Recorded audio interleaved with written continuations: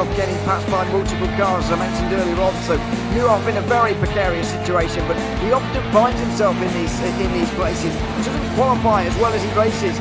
Up front, they are getting with Lee Aberdeen and Luca Varani, not very far apart at all here. But I just want to see how Alistair Haight deals with Marcello Kessler coming around the old hairpin.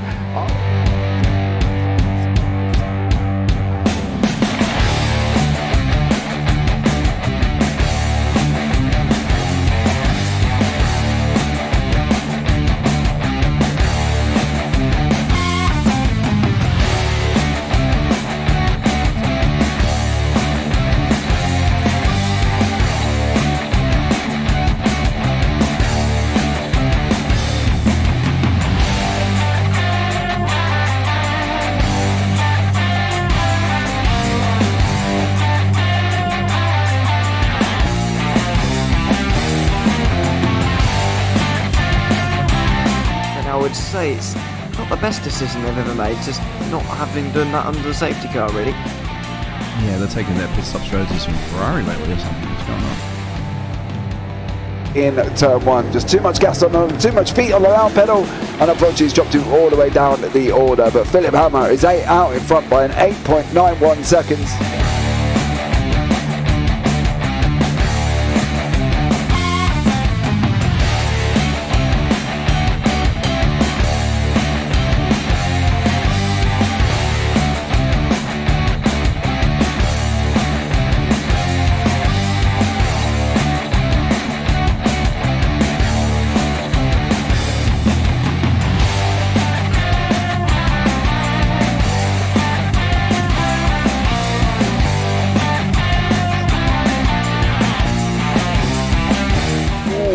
Dan Michael is a wall there, sir. And definitely doesn't want to be hitting that earlier on as well. Difficult, the understeer is in the dirty air through that final corner because it's such a long corner and you get dragged off into the grass very easily. He'll have the slipstream down it towards the chicane. Peterson was briefly alongside, but that slipstream has saved him and kept him in third. Yeah, Varani now lost a little bit of time to Aberdeen, about half a second. Peterson is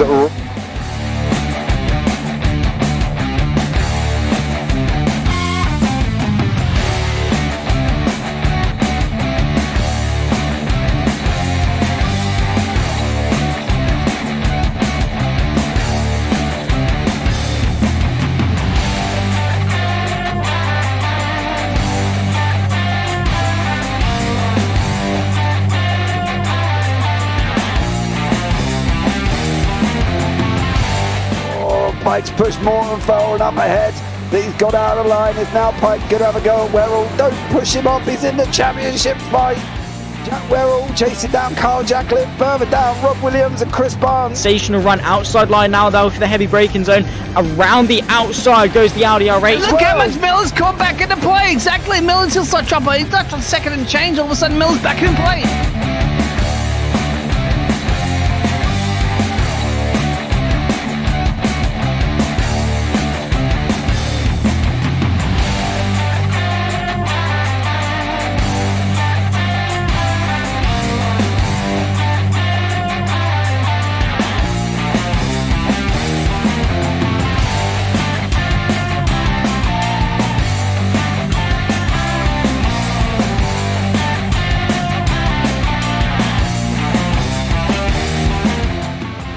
Moving on to the back end of Phil Jocelyn. So there's been a lot of movers and shakers in this first 2 laps here for race. Absolutely serious racing league. Everybody's allowed to have fun. Yeah, and it's all about the entertainment. So I hope everybody is enjoying themselves out there in the chat. We know that Ron is been enjoying himself watching. And the Burger King machine's off into the grass a little bit there as they're really bunching up now.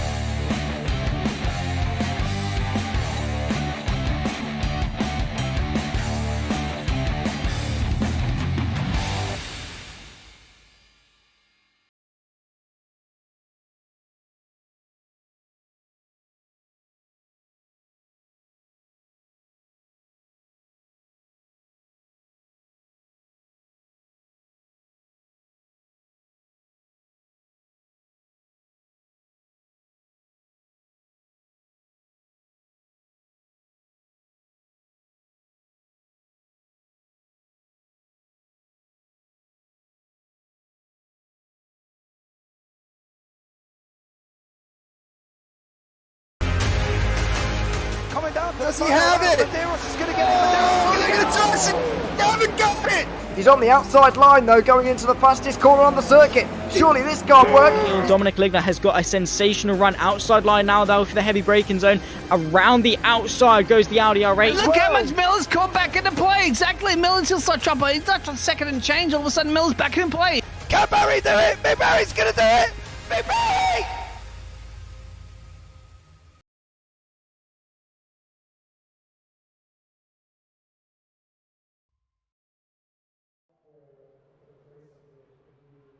Good evening, ladies and gentlemen, and welcome to the JPB GT4 Championship Season 3, Round 4, live from Daytona Nascar Road Circuit. I am James Parfitt, going to be here guiding you through all the action here this evening. I can guarantee there is going to be some action. 23 cars on track. There has been some love and some hate for this circuit. Most people, well, they don't like it. They turn around, and some of the comments I've been told is the track is horrible. They don't like it. And you know, the only part that they don't like on this circuit is the very last chicane. That is the one part that is causing them the most problems. Let's look through the standings as they are at the moment. In the AM standings, it is Tristan Engelstad out in front on 214 points. Robert Stoughton in second on 117, with Rob Williams in third on 169. Gary McFarlane in fourth on 153, with Stu Rice in fifth on 150. Then we got Stu Gibbons, Torbjörn Mele, Chris Evans, Rachel Hoff, Austin Draper, Jess Rukowski, Richard White, Tom Anderson, Callum Milam, and Tom Bingham. In the team standings at this moment in time, it is Triple Play Gamma of Stu Gibbons and Rob Williams out in front on 312 points, and Triple P Racing 3 with Stu Rice and Rachel Hoff in second. Project 88 with Robert Stoughton and Richard White. Then we've got Triple P Racing 1, Quad Dash Racing, Performance Link Esports, TDR Twisted Development, and JC Sim Sports there as well. In the pro team standings, it is AIRaceSummaries.com Jesse team with in the lead with Stein Veman and Mikey Pierce on 354. Then we've got the Tracy team with Richard Simnart and Mikey Pollard on 316. Project 88 Pro with Torno Oromets and Dan Babbage tied with the boys from Benelux Esports on Miles Owens and Dan Peebles. Now they have actually just changed team names. They are Sim Racing Sweden Esports team as well, the Benelux boys. Then we've got Sim Racing Norway, Triple Blade Oscar, DCW Racing Faulkner PCs, DCW Racing, Team Vikings, and DCW Racing Blue. In the pro standings at the moment there as well, as we get them up here. Come on, behave yourself. Let's get sorted out here, as they don't want to work at the moment. Give me 2 seconds. Let me get them onto the screen here as well. There you go. As if by magic, they work as well. In the pro Stein Veman leading the way with Mikey Pollard in second. Kim Andre Bjorklund tied with Miles Owens. Mikey Pierce in fifth with Torno Oromets in sixth. Richard Simnor in seventh. Dan Babbage eighth. Chris Barnes ninth. And Dan Peebles in 10th. Then you got Dec Crowver, Anders Liliore, Gavin Petty, Tom Weston, Michael Seal, Paddy Faulkner, and Andy Jones. Here is the schedule for this season. We are at Daytona, then we will be going to Donington Park next week with Fuji International after that one. Then we will be off to Long Beach Street Circuit, Mount Panorama, Red Bull Ring behind that, with the Rudd Skogans being changed out for Mugello, so that will be changing on round 10. And then Twin Ring Motegi will be our second and final round in the night time. The format itself, well, they're going to have a 15-minute sprint race first. Then they're going to do an hour race with 2 pit stops. Now, we are predicting 2 pit stops, partly due to the fact that they've only got 40% fuel this time around. So they will have 2 pit stops to deal with, okay? They can make it on one, but... well, that's never good from Chris Barnes. They can make it on one, but it's going to be very, very difficult. Welcome in here as well to everybody who's jumped in chat. I do like Kev Eilert. I've got the popcorn ready. Yes, you are going to need it. Quite tall there as well. Phil across the pond. Austin Draper. It should be a 2 pit stop race, absolutely. And Enquires, depends if they're driving a hybrid. They may only need 1 stop. I doubt very much it's just GT4s. They will be needing 2 stops. I don't think anybody is going to be able to get down to the end unless they do some serious fuel saving. But we will see what happens. I'm not going to say miracles won't happen, because miracles do happen. Now, one of the areas that everybody is literally moaning about is this very final chicane. Now, Mikey Pollard is one of the people. To be fair, Mike has not been too bad. Mikey Pierce has come out and moaned a lot, but this is the chicane that's causing the most amount of problems. This is the one where people are saying they don't like this track layout. This is the NASCAR Daytona layout, okay? We have got a little bit different here this evening, and it is the Daytona NASCAR layout. It's the normal Daytona layout. They've got the bus stop. All they don't have is that clean run down from the bus stop chicane right the way round to turn 1. Everything else is exactly the same. So although they're coming out and saying they don't like it, they can't get on with it, and well, there was even more severe comments than that, to be honest, from some of them once more along the lines of, well, let's just say it's a dog's excrement. That's all I'm going to say on that one when they have come out and said. But at the end of the day, it is just Daytona. They've just got the final couple of chicanes there as well. They're not starting on the banking, I hope. No, it is a rolling start, Phil. It is a rolling start. They will not start on the banking. I have seen that before, and they end up sliding down the banking. So there we go. Curves in the bus stop, higher than the standard road course as well, says Kev. So we'll keep an eye out for that one. But I think at the end of the day, it's a circuit, it's a night circuit, it's an hour's race circuit. Oh, what is happening there? And they've got to try and deal with it. That's literally all I can say to it. It is what it is. And for people that don't like it, we've got 23 cars, 22 at the moment out on track, 23 in the session. So whether or not everybody, Callum Milam's being the last one, whether or not he's going to actually be here is a different story. But you can see Mikey Pollard at the moment. He's got purple on the board and 3 greens along the lines. Dan Peoples as well has got a purple. So has Kim on JP Auckland. These guys swapping sector times. Here we go through the final chicane. They've got to try and stay off the curves. I have seen that some people take them curves and they've taken them at an absolute rapid rate of knots, and they bounce their cars well up into the air there. So time should be starting coming through. No time on the board for Mikey Pollard at this moment in time here. We will have a look and see if he has got a time. Kim on JP Auckland is the man on pole on a 1:59.462. So they're only going to get 7 laps roughly in the sprint race, which should lead them till about 27, 28 laps during the race. That's what I'm predicting. That's what I'm hoping they will be able to do. But it's Kim on JP Auckland with Dan Peoples, with Mikey Pollard and Miles Owens there as well behind that. So they're all doing a great job at the moment. It's just they've all not loving the race circuit. I really can't answer what the problem is and why they don't love it. It's, at the end of the day, it's a race circuit. It's a driving circuit. It's Daytona. What isn't there to love? But anyway, don't forget to like, subscribe, turn on the bells here, guys, as well as the JPB YouTube channel is growing at a rate of knots at the moment. I think we've just passed 1,650 subscribers. 1,647.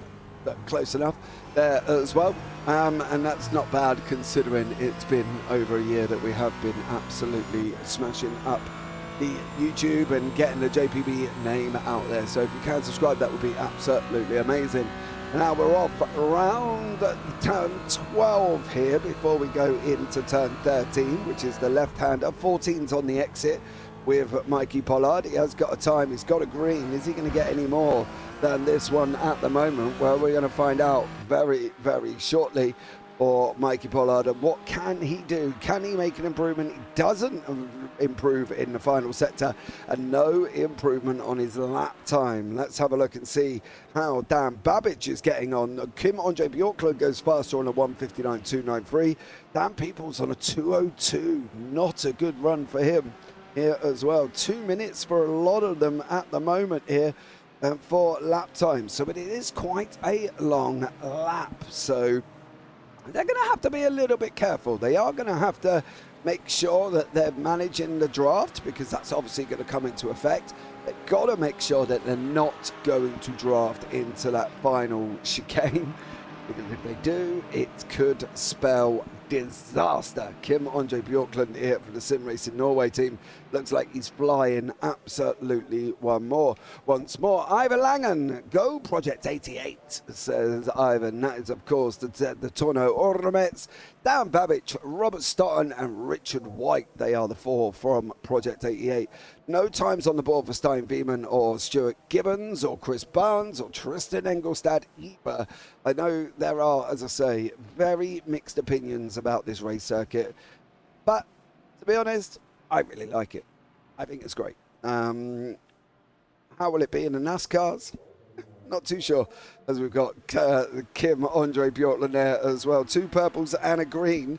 Got to go over these curbs, get this car hooked up, and now make that move down this long turn 11 into 12 before he buries into turn 13. The left-hander, then the right out of the 13. So let's see how he does it. He's obviously doing well because he's got 2 purples and a green. Is this going to be an improvement? Are we going to see the first man in the 158 here as well? Bjorklund on the brakes, takes the curbs, takes more of that curve than most have. Now he's got that run down to the line through the Geico restart zone that obviously we will not be using, and they come over the line. He's got a yellow, but did he offset? He did. It's the first man in the 158.9s. 158.9s for Kim Andre Bjorklund. Absolutely stunning job from him here as well. Great job from Kim Andre Bjorklund. We have got times varied between 158 and 206s. So it's going to be a very interesting evening of racing. I think people need to have a go and trying to figure out this circuit. It isn't tough. It is just Daytona with just that final chicane. That is it. Let's see if your championship leader Stein Veerman can get any time on the board here as well. He just needs a bit of a banker, but they will have a top 15 reverse. Okay, so it's going to be very, very interesting. I'm waiting till my circuit next week because I don't like these Rovals. Not everybody loves them, Phil, I've got to be honest, but I think this one's better than Charlotte. I don't know if you've gone round Charlotte Roval. It's and Indianapolis. That Roval is just Indianapolis in general is dreadful, but I think if I gave them the choice between Indianapolis and this one, they'll probably take Indianapolis about now, to be honest. Stein Veerman goes over the line. He does get a time, goes into second. Not bad for a man, again, who has said he's not loving the circuit there as well. Rob Williams has come out and said, I'd rather run Rod Skogan. Rachel Hoff has come out and said, don't like it. Dec Crowther has come out and said, no, don't like it either. So, yeah, not everybody's loving the circuit, but they're all still racing. That's at the end of the day what they've got to do here this evening. 4.5 minutes on the clock. Let's see what happens. Right. Stein Veerman flying along quite happily here this evening as well, doing a great job leading that championship. Here is Rob Williams. He's come out and said he would rather do Rod Skogan. Let's see how he gets on here as well. See what happens. I think it's going to be a learning curve for a lot of people. It is just this chicane. This is all they are moaning about, is this chicane. Nothing else. Not the rest of Daytona. Just the final chicane. So, what more can we do? Not a lot here. to be honest. It's kind of, well, tough. You know, that's all I got to say. 3.5 minutes to go here as well. Some of these people probably aren't going to get laps on the board. I think Tristan Engelstad has just gone out here as well, unless he does something absolutely miraculous. He's not going to get round a time on the board. Williams is sitting 5th in class at the moment. Nowhere near Stu Rice, nowhere near Robert Stotton. He's got pros of Oromets, Lily Orde, Pierce, Torbjorn Mel is an AM here as well. He's still in the mix in front of Stu Gibbons and Rob Williams. So Williams has got a bit of a mission here to try and cope and get up here as well. And as Lily Orde has got a purple on the board in Sector 1, but unfortunately in Sectors 2, 3 and 4, he lost time. Get your predictions in, see who you think's going to win. Let me know and get them in chat and we'll see who comes out on top. Me personally, if you survive, a chance.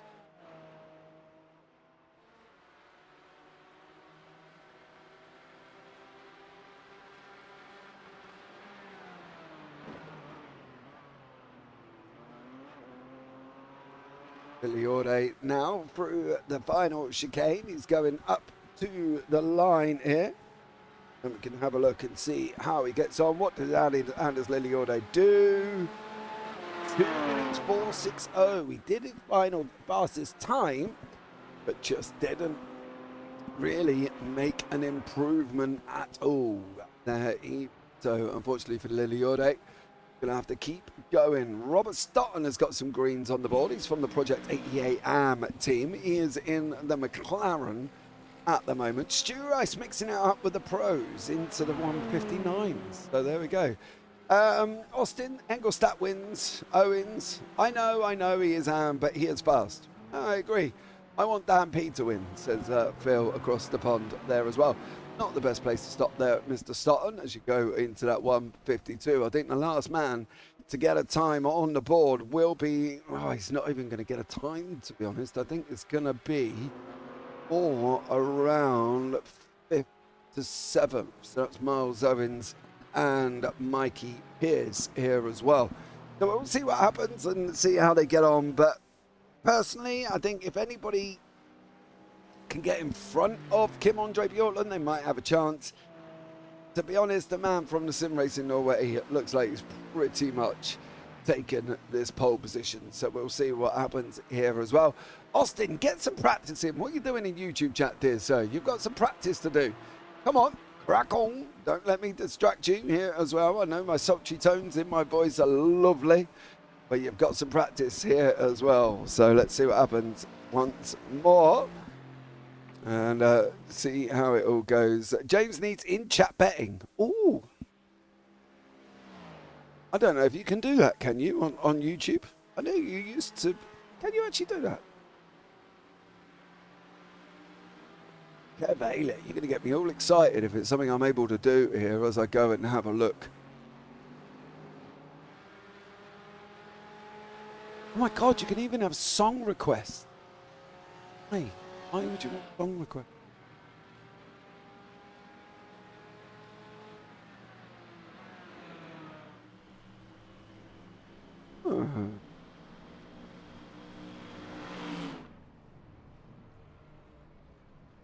I don't think you can do that through Nightbot, mate.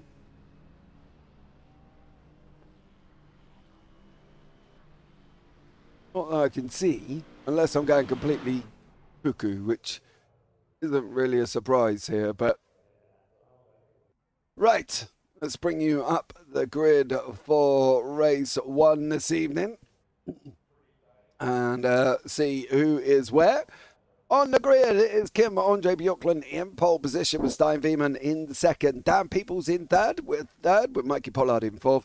Miles Owens in fifth, and then Mikey Pierce in sixth. Then we've got Stu Rice and Stu Gibbons, the AMs, in seventh and eighth. Dan Babbage in ninth with Robert Stotton in 10th. Torno Oromets 11th and Dek Kralva in 12th. Anders Liliorde in 13th with Tristan Engelstad in 14th. Jess Rakowski 15th. Torbjörn Mel in 16th, or Melee, I heard that pronounced the other day. Rob Williams, Richard White, Gary McFarlane, Rachel Hoff, Austin Draper, Chris Barnes, and I don't know if Callum Milam is making it there behind that one. So we will find out very, very shortly once they get up and running and start getting underway. I'll show you offline. Okay, Kev. I'm excited. Kev, if you're bringing betting into my broadcast, could be very, very interesting, couldn't it? Eh? I have to get it. You have to help me set it up though, Kev, because you know, all it is sort of technical information. I'm a bit of an amateur, so you have to bear with me on it. 15 minutes to go.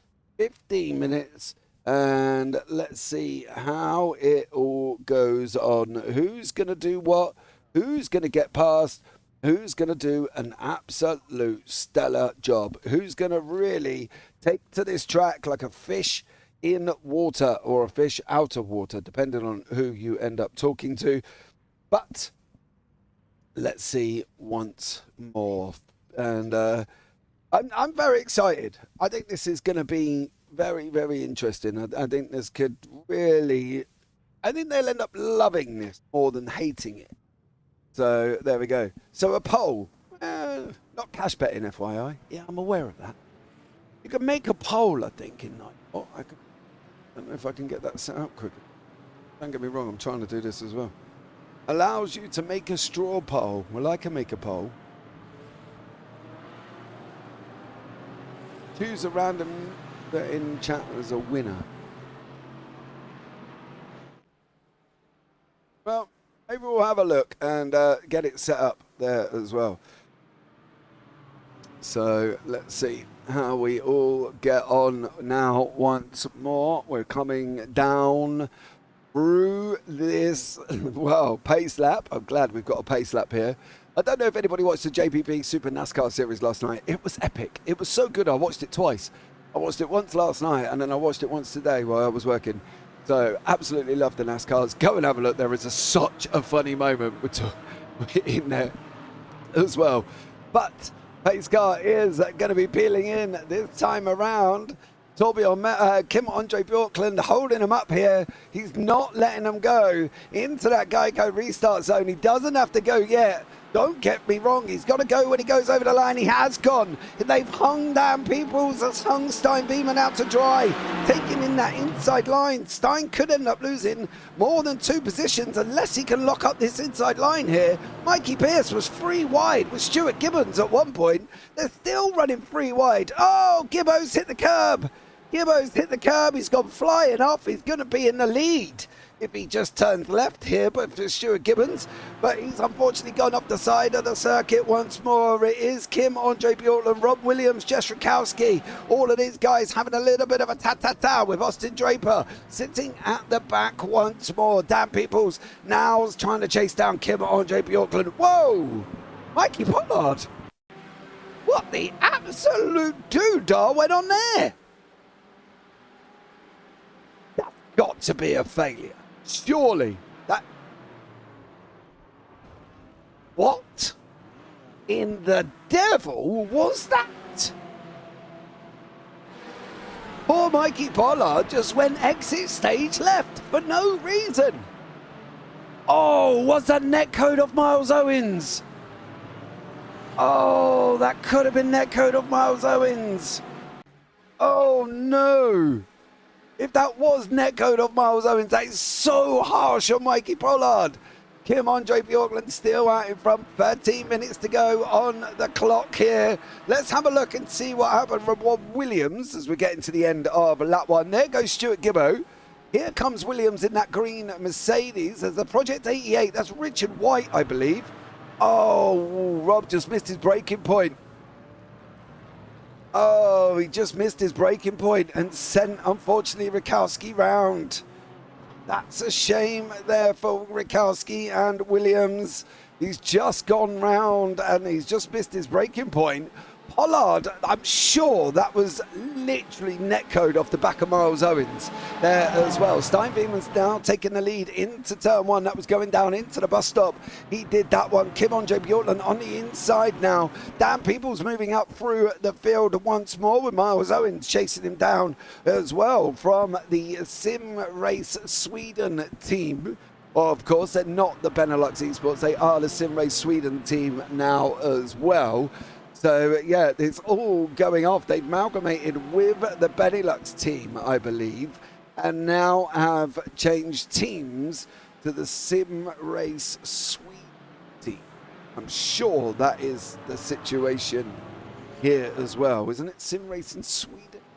Sim Race in Sweden here as well. So, yes, it's very, very interesting to see that they have kind of amalgamated out the way here. So let's see how they get on for the Sim Racing Sweden team once more. So I'm just going to try and make sure that I double check that it is. It's Sim Race Sweden Esports team.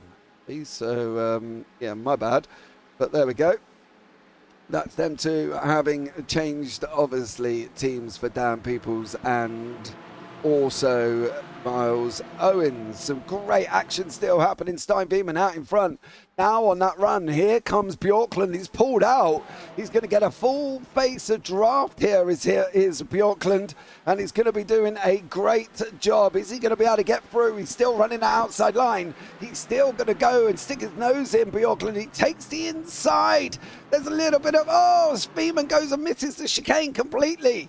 Stein Beeman goes and misses the chicane completely there as well, and unfortunately for Stein, he's now dropped down the order. He's now in 5th place here as well. So unfortunately for Stein, yeah, he's dropped down. He missed a chicane, and now we've got Sim Race Sweden and Project 88, the arm of Dan Robert Stutton, all the way up in 4th overall there as well. So 4th overall for Robert Stutton. Torbjörn Mell and Chris Barnes having a battle here again as well. But Tristan Engelstad is also right up there with Stu Rice. He's sitting up here with 10 to go. So a great job there as well. So an awesome job from the likes of Stu Rice, from the likes of Tristan Engelstad, and from the likes of Stein Beeman. Yes, Benelux merged with... Yeah, I've changed their names now, mate. That was a... Yes, it definitely was for Mikey Pollard. And I know he's not happy about it. And if he is watching this, Mikey, I promise you, that was the biggest dose I have ever seen of netcode there, sir. You've got to come and have a look at the broadcast. If you're in chat, let me know. I will show you quite happily again that moment of netcode that sent you flying off. Now, here we go. If anybody has any doubts, what happened here as well, there is Mikey Pollard on the left. Here comes Miles Owens behind. Watch the netcode. Bang! Straight off. And then, unfortunately for Mikey Pollard, he goes off to the left-hand side. So, I promise you, Mikey, it was not that way that can be seen. Dan Peoples now out in front with Miles Owens pushing him along, and Andre Bjorklund and Stein Beeman trying to push along here as well, coming into that turn 13. That left-hander and that right-hander. Miles Owens taking the curb in that Aston Martin, down in the Mercedes. There's nowhere to go for Bjorklund. He can't get through. It's the Sim Race Sweden 1-2 here. They're blocking off. Bjorklund. Bjorklund. All he's going to do, he's got to follow Miles Owens through. Follow Miles Owens through. Now he's got to try and push out down Peoples. They come round turn 1. Peoples trying to hold on. Bjorklund does manage to get there as well. He's still up in third. He didn't manage to take that place. He's got to send it. Peoples gives him a little bit of room. He just manages to make it. Now is Bjorklund going to be side by side with Dan Peoples? He's alongside him. Nope. Peoples cuts his nose off and says, nope, you are not having that one. Here, there's 8 minutes to go, and Peoples is under attack. He is under attack. Big style. He is literally hanging on for the skin of his teeth. And now all the cars behind him as well. We've got 2, 4, 6, 8, 10 cars who have got the opportunity over the next 7.5 minutes to take the win on this one. So let's see how these all go on here, guys. Stay tuned because the racing is not finished yet.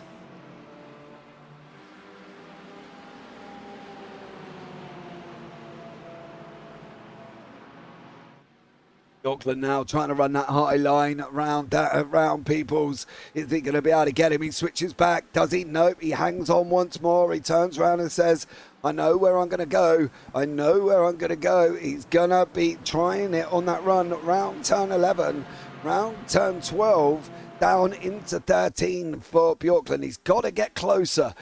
Got to get closer. That is without a shadow of a doubt. He has got to get up a lot closer than that with 7 minutes remaining. So 7 minutes on the clock. Peoples now and Owens make sure that they don't slow each other down. If they do that, Bjorklund is coming. He's got your... Oh! Peoples is round. He is going to lose a ton of positions.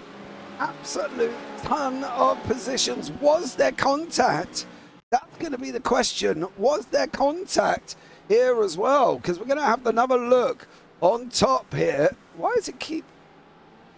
Go to that. There we go. And we'll see if he has had contact. He's slow coming out. Oh, if there was, it was the smidgenest. Absolute smidgenest amount of contact from Bjorklund. If there was contact at all, unfortunately just unsettled the car, and around he went there as well. Dek Krauber is on the back end trying to close up of all of these ones as well as they're coming round the right turn 5 here before they go on to NASCAR 1. Then there they are, all are the strewn of cars running off round there at the moment, and then they're going to come and go straight across in front of us here right the way through. It has been an epic race so far for these guys. Robert Stoughton in second place is doing an absolute stellar job. Stein Wieman in third, Miles Owens in first, and Kim Bjorklund in fourth. That is not what Bjorklund was expecting. I can guarantee that there as well. Bjorklund was hoping he was going to get up the front. He probably should have been up the front as well, considering he was the man on pole and he was in the 158s. It was one of the first ones in that 158 category. So a great job from him. Dan Babbage now running around the outside of Bjorklund there as well. Dan Babbage is going to make this stick. Bjorklund's late on the brakes. There's a quad dasher Tristan there as well. He was later coming onto the brakes. It was all going to get very, very bunched up. Dan Babbage did make it through on that one. Here comes Stu Rice. He's running under the inside of Torno Automats. The pro sedan for Stu Rice is also mixing it up. 4.5 on the clock here. Whoa, Automats. No, the BMW could do that. Look at that send from Torno Automats. It was incredible. He went up the inside of Stu Rice there, and now he's got Tristan Engelstad backing him out as well. Bjorklund's under pressure from Babbage. He's losing time. Stoughton's trying to go with Wieman. He's now lost a place to Stein Wieman as well. And then Dan Babbage is fighting it out with Kim Andre Bjorklund, but they're losing time to the guys in front. They don't want to be doing that. Here is Richard White. He is battling an array with Gary McFarland. This is a Mercedes versus Porsche battles down in the AMS there. So they're having a good old scrap down at the bottom of the AMS as well. So it's getting very, very interesting here once more. And I think it could be a nice little tidy track. I think some of them are going to have to sit back and think, actually, do you know what? James was right. This track weren't that bad. I don't think it was that bad. I think it's been great, to be honest, so far. But let's see what goes on once more here as well. Stu Rice is under pressure from Dek Krauber. Dek's in the Mercedes. There was talk about Dek going back to the BMW. To be honest with Dek, I don't know why he doesn't just take the BMW.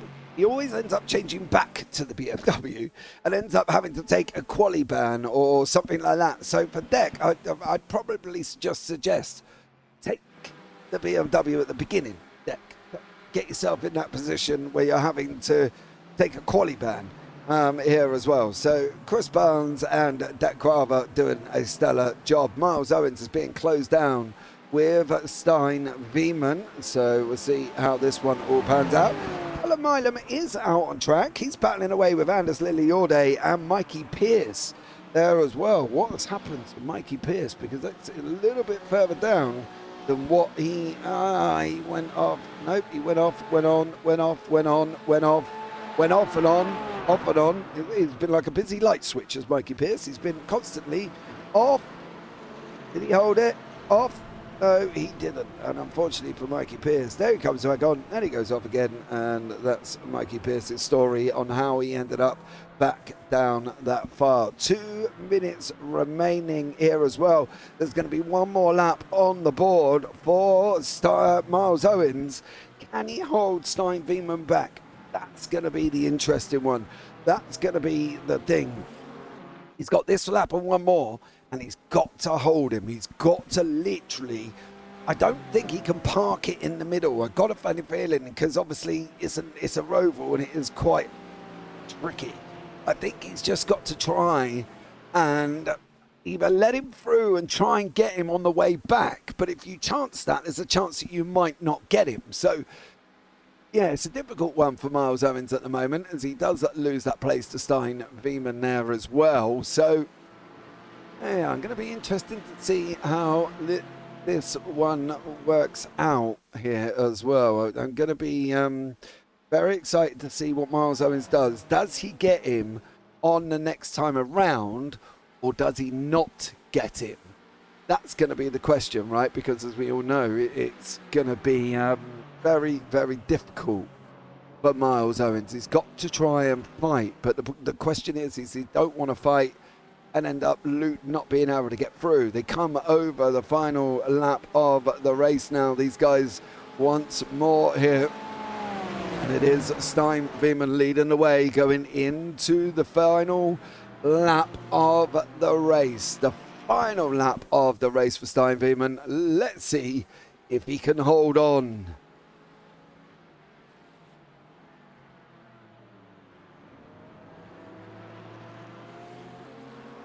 Right. Let's see if Stein Veman can hold on here as well. They're coming now through turn 4, off down into the horseshoe on the right hand side before they're going to be coming on to the final run, the final opportunity here as well. This is going to be the situation now. Miles Owens has to try and make that move on that run out. Is he going to be able to make it? I don't know. Is he going to want to make it? Absolutely. So let's see how he gets on here and whether or not he can miraculously hold on to this here again. Can Stein Veman hold on? He's looking a little bit more secure than he has done normally. Veman does look a little bit more secure. Can he hold on here? This is going to be the run. If Stein Veman can hold it this time around, I think he's going to have it. Or down across the line. I don't think here as well.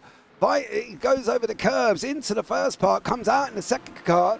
Now this is where Miles Owens has got to give it some. He's got to try and track this man. He's got to try and stay with him if he can. If he can do it, great.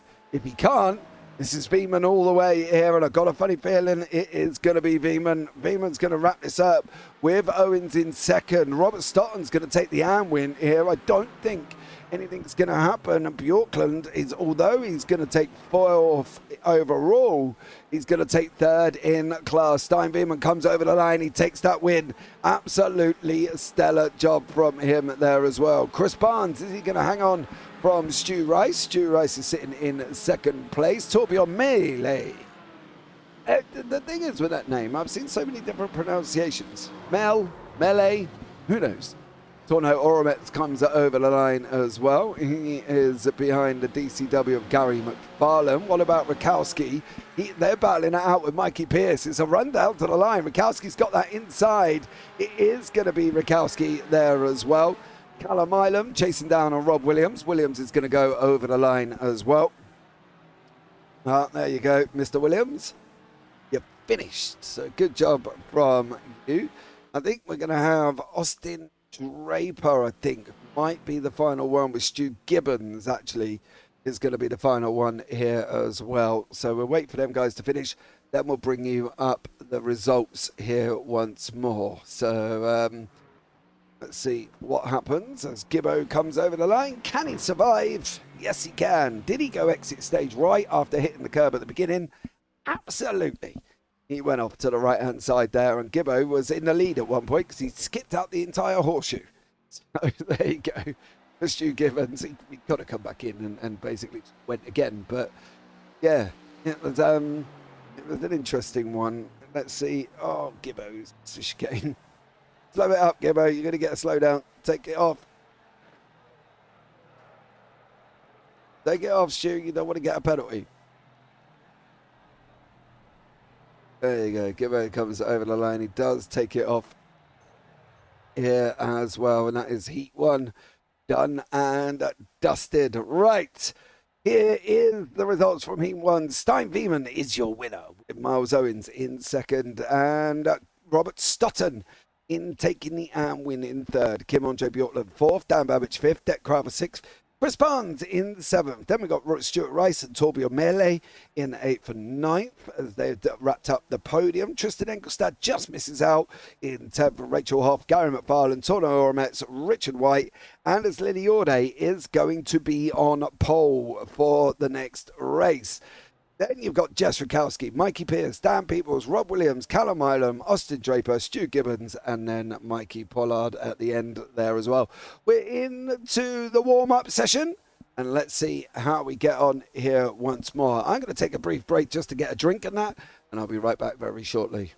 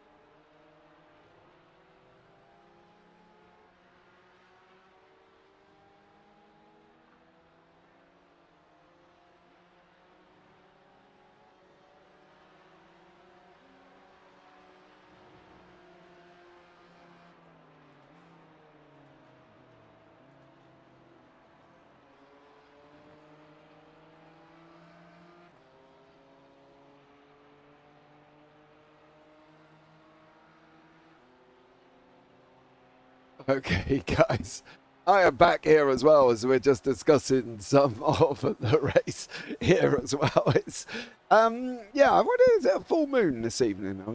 Or is it a full moon tonight there? I don't know what's been going on here as well. We've got some people out on track doing some practice, while others just sit back and probably have a drink and chill out and don't do anything too over strenuous, of course. I got taken out third corner, says Austin. Oh no, I missed that. I didn't see that one, mate. That's a shame.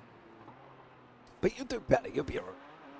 You'll be alright. Let's see how these all go here as well. We're going to have an interesting grid for the 1 hour race. I hope they've all practiced their in and outs on the pits here as well. So I all hope they have practiced their in and outs, because otherwise they are gonna struggle here once more. The pit lane is there. That's the left hand side of the pit lane. So let's see what happens. And as I go into the 1 hour race. You haven't got any drinks, I would you get some. You haven't got any popcorn, but definitely get some. Because by what I've seen already, it could end up going off in a big way. So let's hope it doesn't, and we'll be able to keep this all calm, cool and collective once more. I know people get aerated, and I know it's just racing, and I know that, you know, people are the way they are. They all do see red mist, and I fully understand that they're fighting for a championship. But remember, it is, as some would call it, just a game. It is just a sim. You're not going to put GT4 Season 3 winner on your CV when applying for a job, right? Let's be honest about it. Let's just all settle down. Have some fun, you know. But let's, you know, just keep it nice. It doesn't have to be hard. It doesn't have to be anything. Just keep it nice. Keep it clean. And at the end of the day, you ain't going to defend, or you're not going to get world peace by winning the championship. You notice a dramatic pause there as well. I did do a dramatic pause on that one. Right. Grid, Anders Liliode out in front with Richard White in second, Torno Oromets in third, Gary McFarlane in fourth, Rachel Hoff and Tristan Engelstadt round out round 3, Torbjorn Melee and Stu Rice in round 4, Chris Barnes, Dek Krava round 5, Dan Babbage and Kim Andre Bjorklund in 6. On row 7, it's Robert Stotton and Miles Owens. Row 8 is Stein Veerman and Jess Rakowski. Row 9, Mikey Pearce and Dan Peoples. Row 10, Rob Williams and Callum Milam. Row 11, Austin Draper and Stu Gibbons. And then Mikey Pollard at the back of the field. He's got a little bit of work to do, has Mr. Pollard. Can he get through the field? I don't doubt it for a second that he's going to make it. Right? I've got faith in my boy. He is a very strong driver. Very strong. He can do this. So let's see. Get your results in. Who do you think is going to win here as well? I know, unfortunately, Dan didn't get that victory. Owens, nope. Engelstad, no. Peoples, says Avery, you're all unfortunately incorrect this time around, as it was Stein Veerman. But let's go to race 2. Let's go to the hour. Let's go to the 2 pit stops. This is the one I'm most excited about. Let's see what happens here. Richard White on the AM. Anders Liliode, a pro. Liliode is going to be out in front. He's going to be the one leading this away. So let's see what goes on here as well. Final time. Get your drinks. Get your popcorn. Sit back. Get ready. Because if you're not ready, well, going to be interesting. Miles Owens is showing that he's had a crash already. Still running. Yes, he is. So he hasn't crashed either. But Liliode, I was closest though. Really? I suppose you was with second place. I'll give you that one. Right. Through this chicane they go. Richard settled this, so you can't get past the leader until the line. Waiting for Liliode. It's got everybody bunched up. Going to keep him there as well. The red lights are on. Liliode's gone. He is now bolted, as you can see there as well. Whoa! Don't! No! No! No! There was a big old accident in the back. What? Whoa! Oh my dearie me! What was going on there? Dan Peoples and the car on the inside. I'm not too sure who that was, but that was definitely not a good way of starting that. And I don't know if that was Stein Veerman, but there's been more here with Chris Barnes. He's had an incident as well. Chris Barnes has had an incident. Miles Owens, Mikey Pollard up 10. Whoa! What is going on? Am I missing something all of a sudden?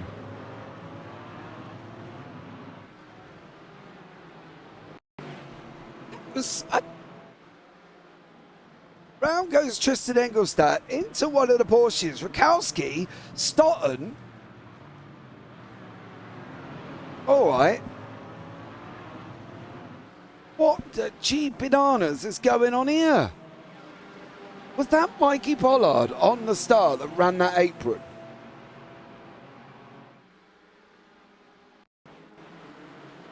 No, it wasn't. It was one of the others. Who was it? Stein Veerman running the apron. No, it wasn't. Not Mikey Pearce. not Stein Veman, and it ain't is it Pollard? No. It's the one in front. Who's in the 28? Mikey Pierce. It can't have been Pierce, was it? It was Mikey Pierce running the apron at the beginning.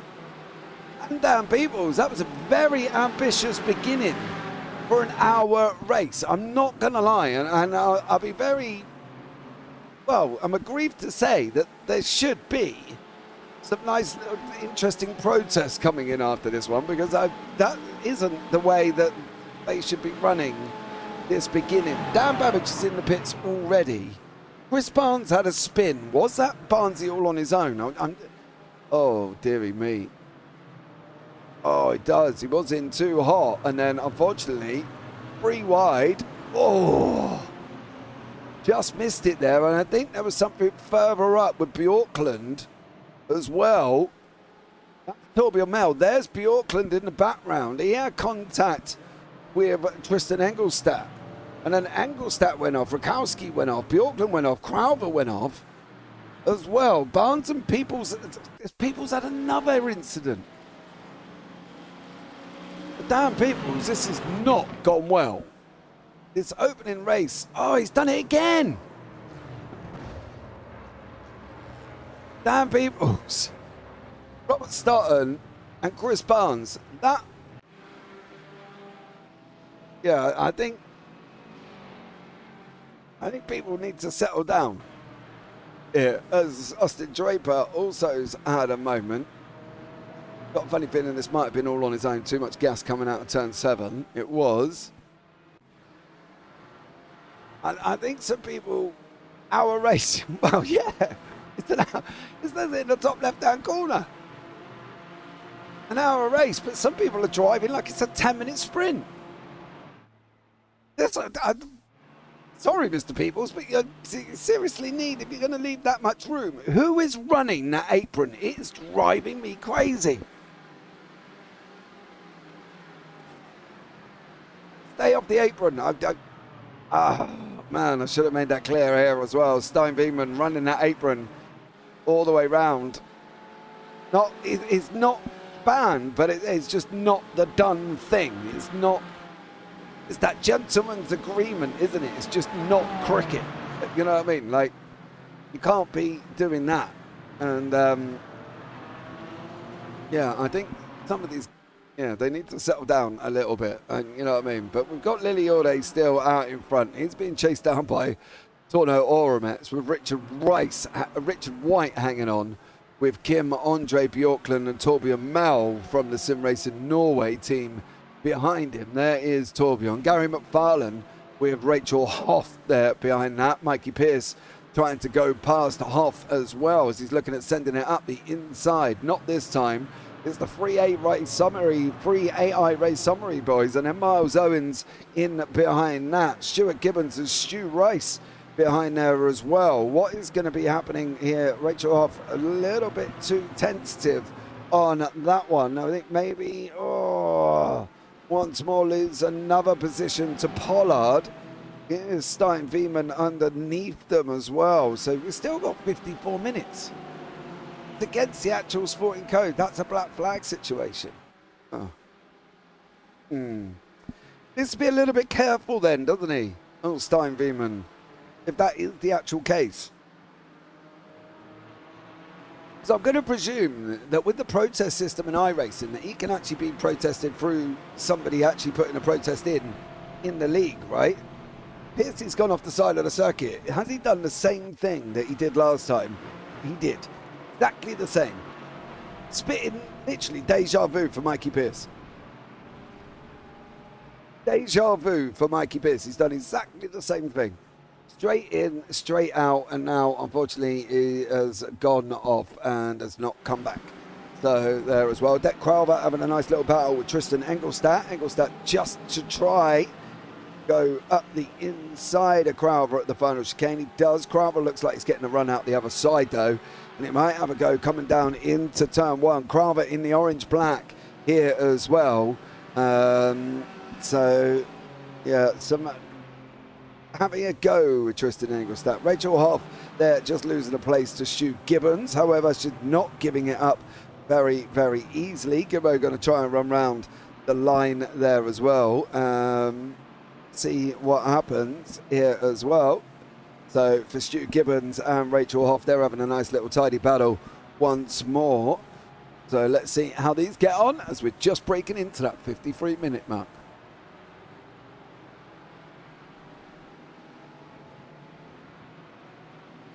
Right, 52 on the clock. They can, yes, James. Yeah, I thought they could. So although the league directly might not have to protest, they can go and protest if they really want to through iRacing. We just hope that they would sort it out already. So Stein Beeman here, Mikey Pollard behind, Miles Owens behind that, Stu Gibbons and Stu Rice. Out in front is Lily Yorday. He's out in front by 1.8 seconds there. 1.8 seconds. So good job from Anders Liliorde, who has got Toro Oromets behind him. And then they've got a 3.6 Kim Andre Bjorklund, who's got Richard White behind that. And Torbjörn Mele behind that one with Gary McFarlane and Stein Beeman. So, yeah. Interesting to see what goes on and see how it materializes with 51 minutes to go here on the clock. They're going to have that 2 pit stops. They're going to have to try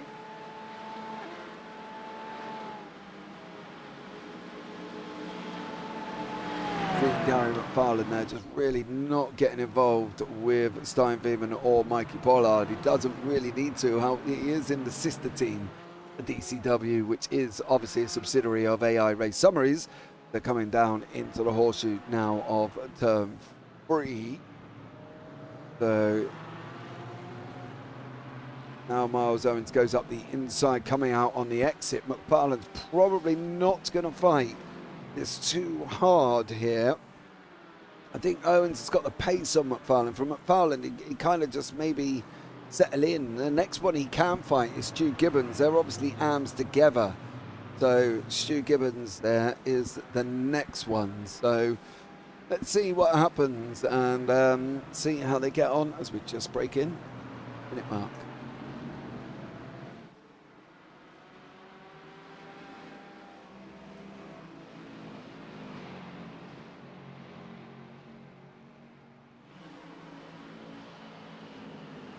Right, Stein Beeman and Torbjörn Mele have swapped positions with there as well. Mikey Pollard trying to go up the inside of Torbjörn. Richard White right behind him, obviously. White is leading the fight at the moment. Stein Beeman has just done exactly what Mikey Pierce has done. Straight over the curb, straight down the back end of the field, unfortunately for Stein Beeman there. Not an interesting one for Stein, but he did exactly the same as Mikey Pierce before Mikey Pierce quit out there as well. Let's see how, Torbjörn got that all wrong. Piercy's now going to make that move over Torbjörn Mele. Let him go. Here comes Miles Owens running outside. We're 3 wide at Daytona. I hope this doesn't last going down into turn 1. Gary McFarlane and Stu Gibbons sitting in the back there, keeping an eye. Massive amount of room given by Miles Owens. Owens does come through, takes that position away from Pollard.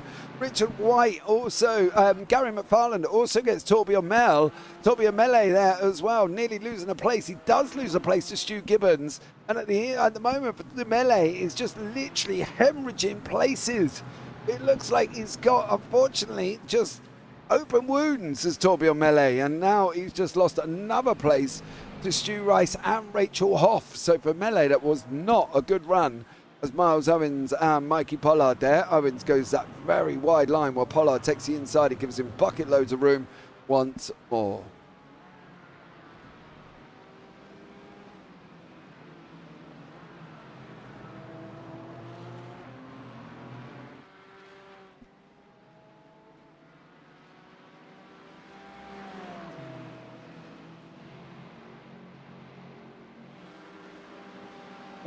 Dearie me. Right, let's see, 48 minutes to go here as well. Mikey Pollard once more in 5th. He's up 18 places, is Pollard.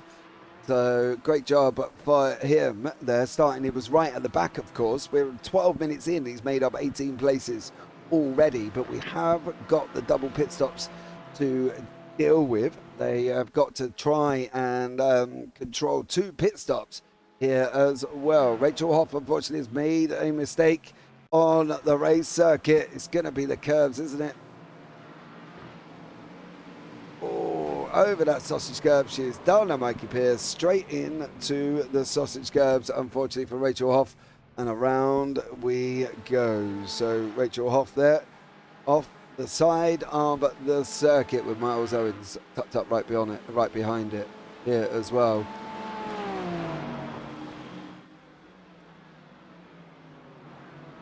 Let's see what goes on here as we go into the last 47 minutes on the clock here as well. We have Gary McFarland and Stu Gibbons swapping places with Stu Rice as well. McFarland's just lost 2 places to Gibbo and Rice. Stein Beeman is trying to get past Jess Rakowski here as well. That's Pollard, not Pierce. I did say Pollard. I said Pollard, Piercy. The Pollard, Miles Owens, Gibbons, Rice, McFarland, Torbjorn Mel, Jess Rakowski and Stein Beeman.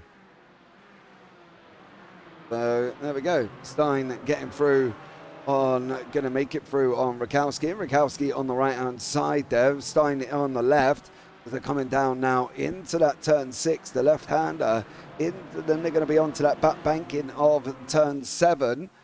Beeman going to run round the outside of Rakowski. It's going to take the long way round, but it's going to make it work here. 46 minutes on the clock. Beeman trying all the while to get past Jess Rakowski. He's got the shortest route, of course, running that inside line. But I think I would be very surprised if she fights this. I've got to be honest for Rakowski. I would be very, very shocked if she does. We've got Callum Milam coming up behind there. Oh, she did fight it. She made Beeman work for it. And Callum Milam tucked up right behind him as well. So Rakowski doing, well, a stellar job, because Stein just didn't have any way through there and just couldn't get through as they came into the bus stop. Rakowski turning around saying, if you want to fight, we're doing it on the racetrack. We're not going to roll over and just give it to you. Rob Williams with Dan Babbage here. Babbage is on the left-hand side. Williams is on the right. He's got the inside line coming into turn 13. They're going to be on the brakes here once more. Beeman and Rakowski just swapped positions. Williams nearly swapped his back end to his front end there, as Babbage looks at trying to make the move on the inside. You don't have to flash him. Can't do it on the racetrack. There isn't an obligation for the AM to move over, Mr. Babbage, sir. Beeman now does open up a gap to Rakowski. Goes in a little bit hot, going into the horseshoe, and has now got Callum Milam tucked up behind him for fun there. So let's see and how it goes on, and let's see what happens as the race does materialise. We have got cars a little bit more spread out than we would have liked. We've lost Mikey Pierce, we've lost Chris Barnes. Gary McFarland unfortunately has had an incident here as well. Was McFarland helped off by Gibbo? Missed his braking point. Oh no, they both missed their braking point there for McFarland. I believe that was Gibbo there as well. So let's see what goes on, and let's see what happens here as well. Jess Rakowski and Stein Beeman and Callum Milam, and then Stuart Gibbons. Torno Oromets has got Bjorklund closing in right behind him. It's a battle up front here for second and third place. So let's see how this goes on, and let's see what happens once more over the next 44 minutes.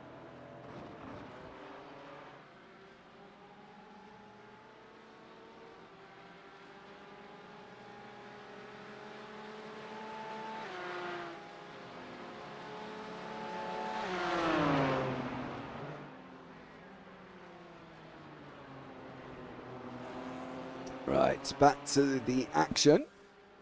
in race 2. 43 minutes on the clock, and this is the closest battle. Torno Oromets here doing a great job from the Project 88 Pro team.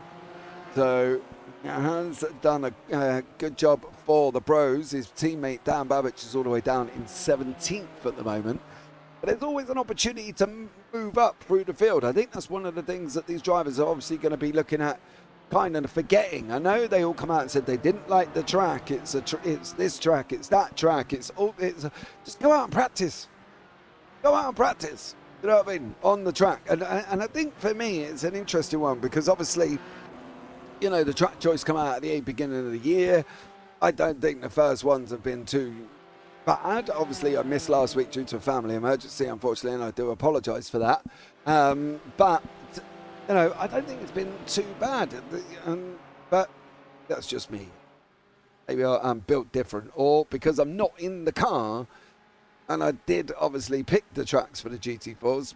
Maybe that's just why I feel that the track choice isn't that bad. Circuit Gilles Villeneuve, Barber and Autodromo. What is wrong with Interlagos? I don't know. Barber wasn't all bad. Circuit Gilles Villeneuve, I don't think it's been too bad either. Donington Park next week. Fuji after that. Long Beach Street Circuit, and that's going to be the interesting one as well. Mount Panorama, Red Bull Ring. Rod Skogan is obviously coming out from Mugello, and then Twin Ring Motegi at night. I'm not sure on what people feel about that, but it's been an interesting one here as well. As Bjorklund now, and him and Oromets. Gary McFarlane looks like he's had a moment. Jess Rakowski, unfortunately, also looks like she's had a moment here as well. And it's Callum Milam and Tristan Engelstad right behind her. They're coming down into turn 1 at the moment. Oh, you're too hot, lady. You are not stopping that car. That was just far too quick for Rakowski there. Far too quick going into turn 1. Did not get that car stopped and unfortunately ran on as well. So did not get that car stopped for Jess Rakowski. It's been an interesting one. People have survived the circuit. Mikey Pollard is still going. He's now up into 4th place. 19 positions gained for Mikey Pollard. So it just goes to show how that has come about. Stein Veman up 4 as well. Stuart Gibbons up 15. And Kim Andre Bjorkland up 10 once it cleared that as well. Austin Draper has started moving through the field. He's up into 19th with Rob Williams, the next target on his screen. Dan Babbage and Jess Rakowski now here again. Rakowski knows that obviously he's put up a fight over Stein Veman. Babbage is a little bit more on the aggressive side, does make it through there. Torbjörn Mele, unfortunately, now as well. So Torbjörn Mele has got Stein Veman tucked up right behind him. But let's see how this one pans out. And let's see how this one goes on. So once more, Torbjörn Mele doing a great job and loses that place to Stein Veman. Veman does go through. Kim Andre Bjorkland with Torno Oromets. 14 minutes on the clock. They've got to start thinking about pit stops. It's going to be very, very clean soon. It's very, very coming soon, I should say, here this evening as well. But Dan Peoples is now trying to come back through the field. Dan's had a bit of a interesting start, should we say, to this race. Maybe driving a little bit more above and beyond, should we say, than specifically needed here as well. Incident on the opening lap, unfortunately, for Dan Peoples, and then an incident after for Dan Peoples as well. So I think Peoples need to have a look and figure out that you can't expect people to disappear here as well. And Peoples does make it through on Hoff. Hoff's going to get the run coming out of the chicane there. So some great action all the way through the field. We've got 4 battles materialising. Callum Milam and Robert Stotton, who obviously was involved in the incident right at the beginning there as well. So,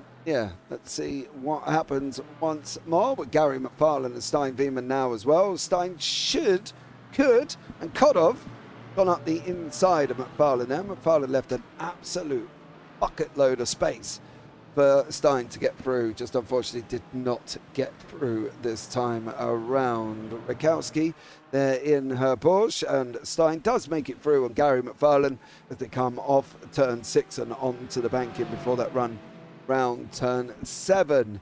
Pollard and Richard White here as well. There's Richard White. Pollard's in front, and we've got Miles Owens coming up behind here. So let's see how this one goes on. As you can see, Stein Veerman and Gary McFarlane still going at each other once more. And over it goes. McFarlane could probably do with taking more curb on the entrance just to help his exit a little bit. Richard White with Miles Owens here as well. Let's get who you think is going to win this race. They're in the pits. Lily Orde is in the pits. Kimon J. Bjortland and Torno Oramet's also in. What about Mikey Pollard? Is he going to be peeling in as well? So they're lasting about 23 minutes. That's 46 minutes. They're going to have to make another pit stop. Stu Rice is in. Stein Veerman is in. Gary McFarland is in. What about Engelstadt? Is he going to be able to go in? Miles Owens is still gone round again. What about Dick Crowther? He's coming in. Robert Stotton's in. Callum Milan can still keep going. Dan Babbage can still go. What about Rob Williams? It looks like round the 23-minute mark. That is it. Williams has come in. Rakowski, is she going to come in as well? A lot of people are still out, though. Dan Babbage is out. Anders Liliorde is on his way out. Kim Andre Bjortland's on his way out. And Torno Oramet. So the only two that's not pitted is Callum Milam, Miles Owens. Dan Babbage went in on lap 1, so he's well out of sync with everybody else. If he can take this at least another 5 to 6 minutes here as well, he might be able to just do the one at the beginning, one in the middle, and that should just about cover him. It depends on the run that he gets, and I don't think he's going to have to do 3. I think if he's smart, just do 2. As Crowther, Stotton coming out of the pits, Draper is coming round here. He's also not pitted as Austin Draper, so let's see how Draper gets in. Williams has gone in. He's on his way out there as well. Rakowski's on her way out with Rachel Hoff still stationary, and so is Stu Gibbons. I'm wondering if Gibbo got some repairs done there. Dick Crowther, Robert Stotton coming out of the pits together. Crowther is the pro, Stotton is the am here as well. And waiting to see, I can't find what happened to Chris Barnes. Yeah, but when just go then, surely. No, he carried on. So what happened to Chris Barnes after that?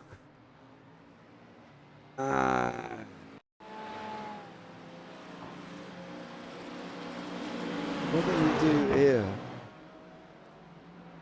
That was Peoples earlier on, putting him into the barrier. That was why. And then he jumped straight back to the pits here as well.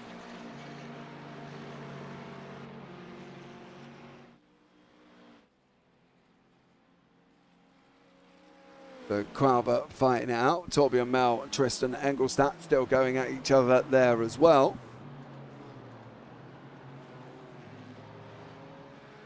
So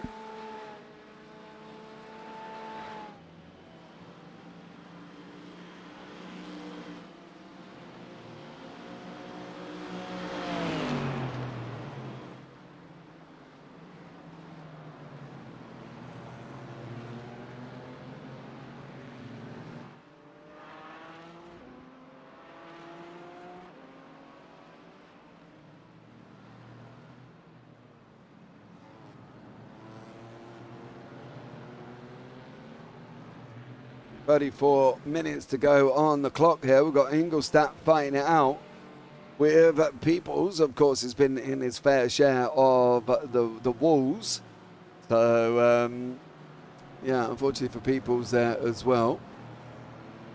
Been in his fair share of the walls and the wars, I should say.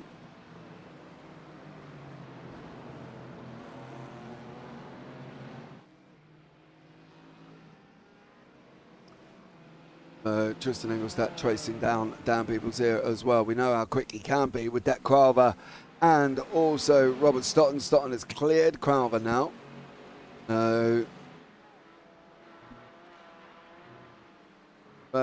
Dan Peoples is going to be able to hang on here. Can Peoples hang on? That's going to be the question. Whether or not he's going to be able to deal with this situation. Because Engelstadt is quick in that BMW as they're coming out of the bus stop. So let's just see how it goes on here.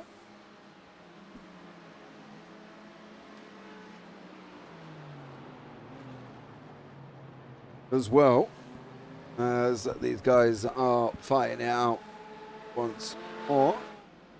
People's managing to hang on. Richard White there. Dan Babbitt just had to go into the pits. It's 23 minutes. I don't think he's going to make it again. I don't think he's going to make it again here. I've got to be honest. I think he's going to have to try.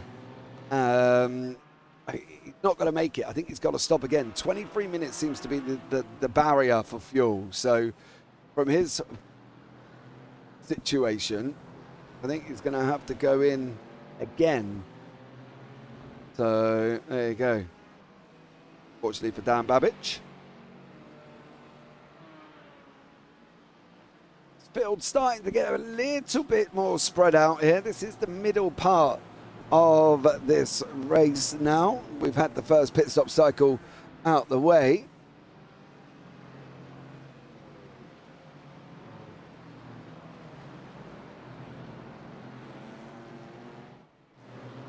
So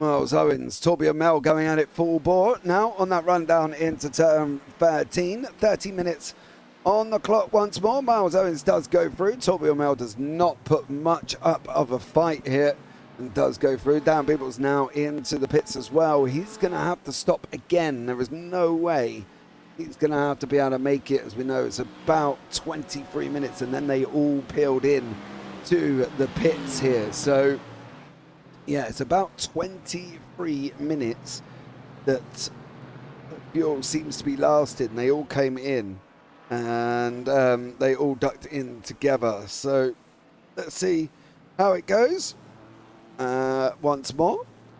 As Crowther now further down the order, sitting in 13th at the moment, 7th in class. He's got Robert Stotton still in front of him. Peoples has come out the pits. He's come out in 18th place. Obviously, everybody's got a second pit stop, I would have thought, to do. Peoples has also got a second pit stop to do as well. So, Peoples, although he's gained, he's going to lose, and then he's going to gain, and then unfortunately he might lose again on that one. So for Dan Peoples, unfortunately, Stuart Rice just goes a little bit skew with. Tristan Engelstadt goes in there in front of him. And let's see how they all get on and go once more. Engelstadt and Rice on that run round into the bus stop. Rice should get a bit of a draft coming in here. So once more.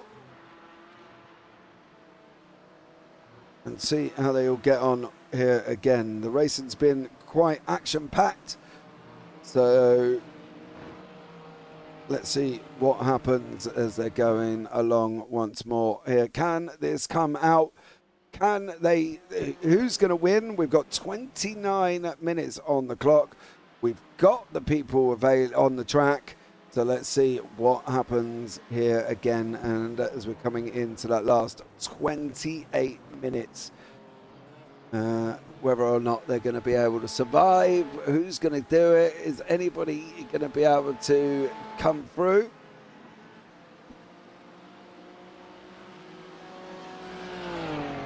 let's see how these wonderful individuals do it in this car. 28 minutes on the clock. Kim-Andre Bjorklund is there with Anders Lilliorde scrapping it out. As Lilliorde and Bjorklund, both people from Norway. The worst thing they'd want to do is take each other out. That's going to be absolutely horrendous in the Norwegian part there. So, yeah, it's going to be an interesting one. Hopefully they won't take each other out. I'm sure Lilliorde and Bjorklund have spoken. They're very good mates, if I'm not mistaken. They have actually been in teams racing together. I'm sure they were. So I'm hoping they won't do anything crazy with 27 minutes on the clock. So, you know, let's see how it happens. And let's see what goes on here again. Dan Babbage now down here. He's got Robert Stotton in the Project 88 AM team in front of him. Now, is Stotton going to hold on? Well, we're going to find out very, very shortly here. And see how they get on once more for Robert Stotton and Dan Babbage. Kim-Andre Bjorklund opened up about 6/10 here.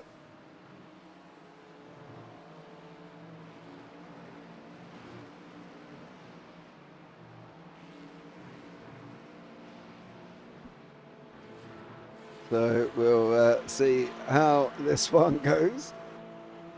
See how it all goes on again here.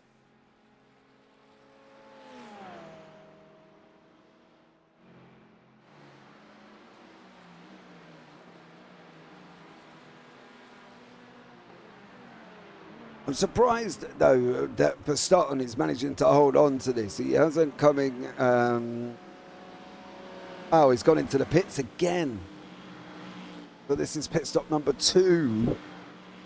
23 to, what do we say, 27 minutes. He might be getting out of the way a little bit early here. And then Anders Lilliorde and Bjorklund still going at it now as well. They're coming into a back marker. That's 21st place. That's Austin Draper. So for Austin Draper, we're going to have to see what he goes on.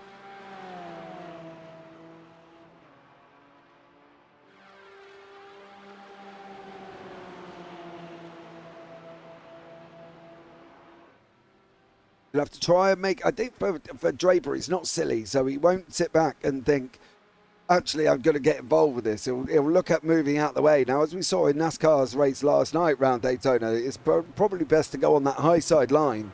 And, oh, Lilliorde, big old bounce over the curb.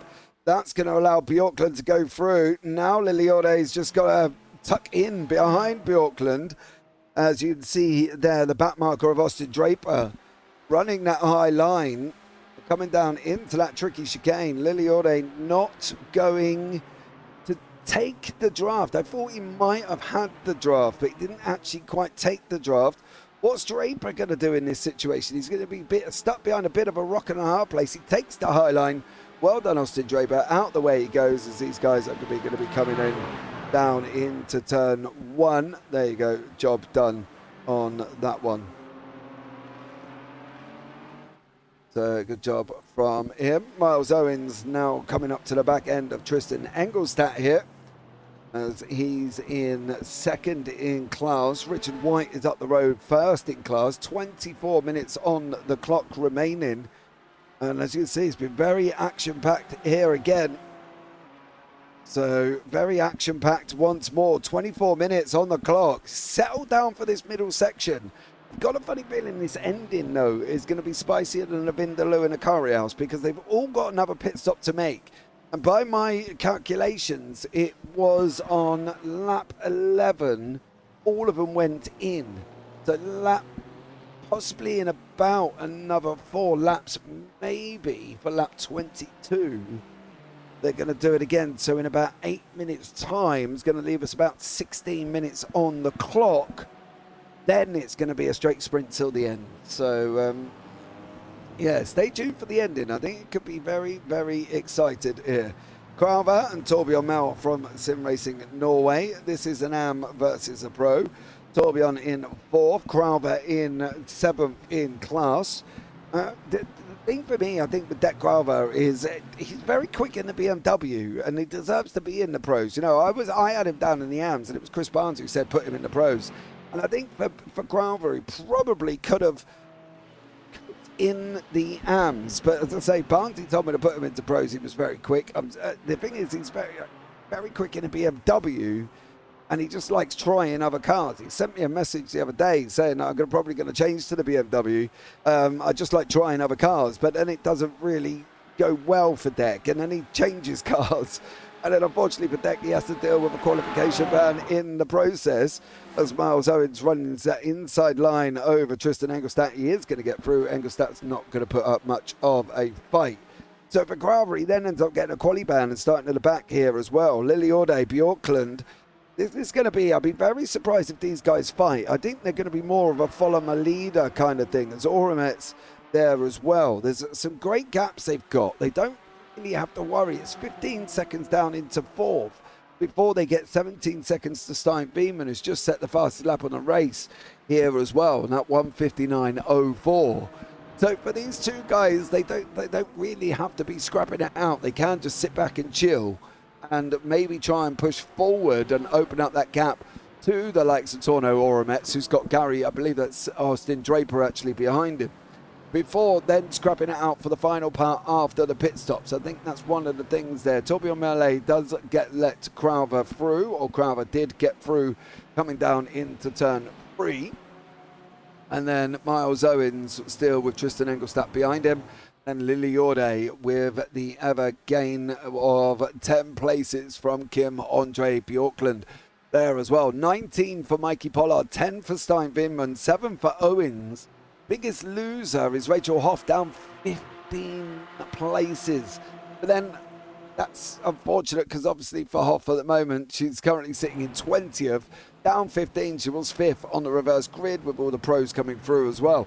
So it was always going to be very difficult for her to hold up on her end of the deal, being in that mix. You know what I mean? When you've got the pros hurtling through as well. So we're going to have a look.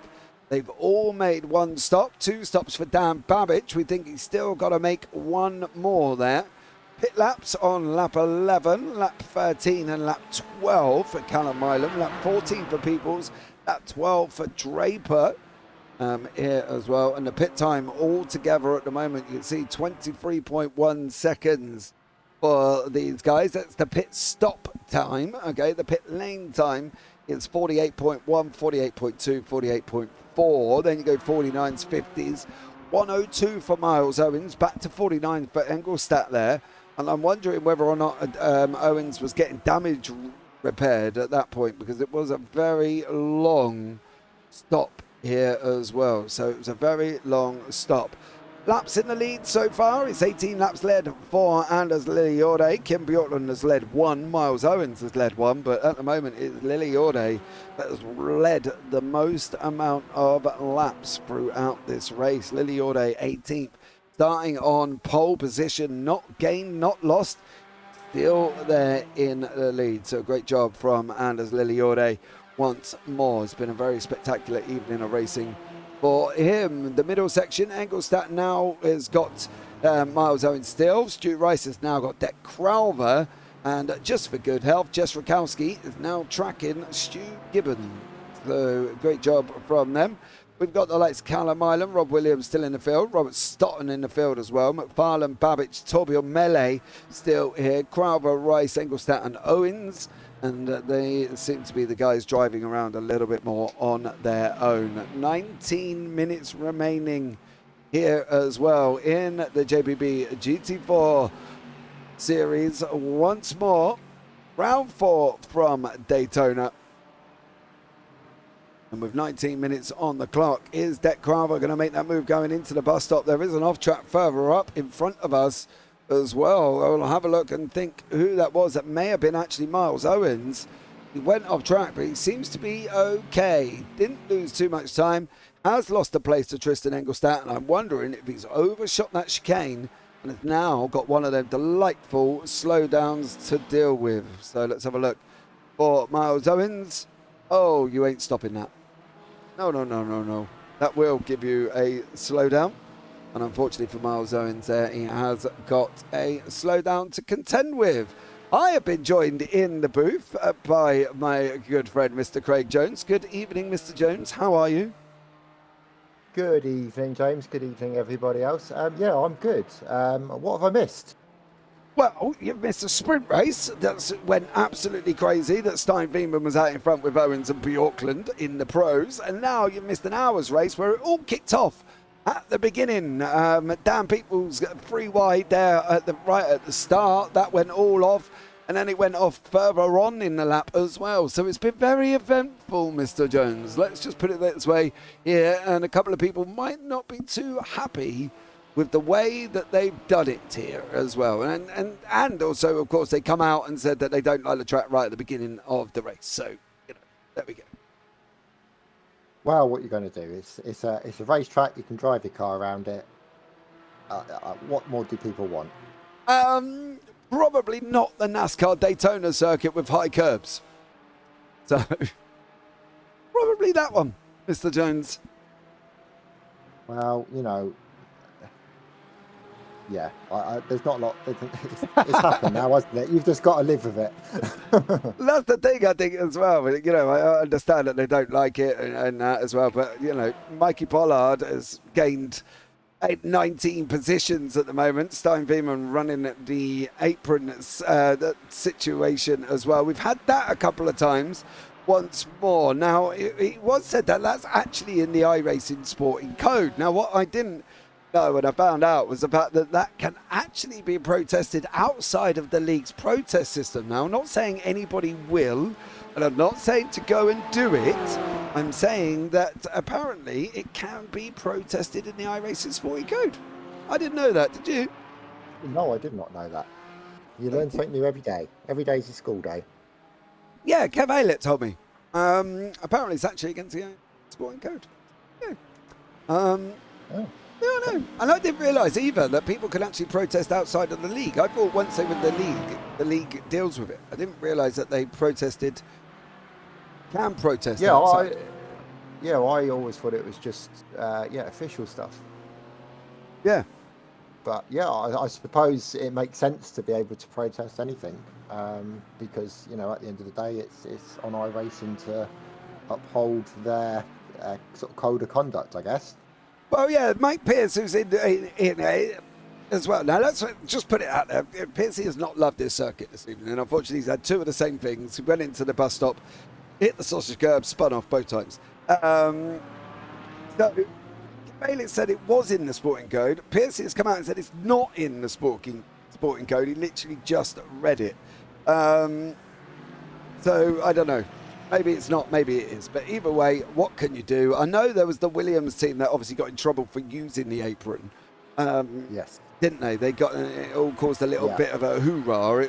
I think it was one of them things that they come out and said that if it's there and it's available to use, we're going to use it to gain an advantage. But I don't know. It's always been I just thought it was a gentleman's agreement. Yeah, I suppose the key words there is gaining an advantage, isn't it? That's another word for cheating in my head. But yeah, I guess that's one to kind of resolve after the race, I guess. Yeah, absolutely. We've got three people going at it here as well. They have started coming in for their second pit stops. We did say it was due. Miles Owens, Richard Wright and Tristan Engelstadt.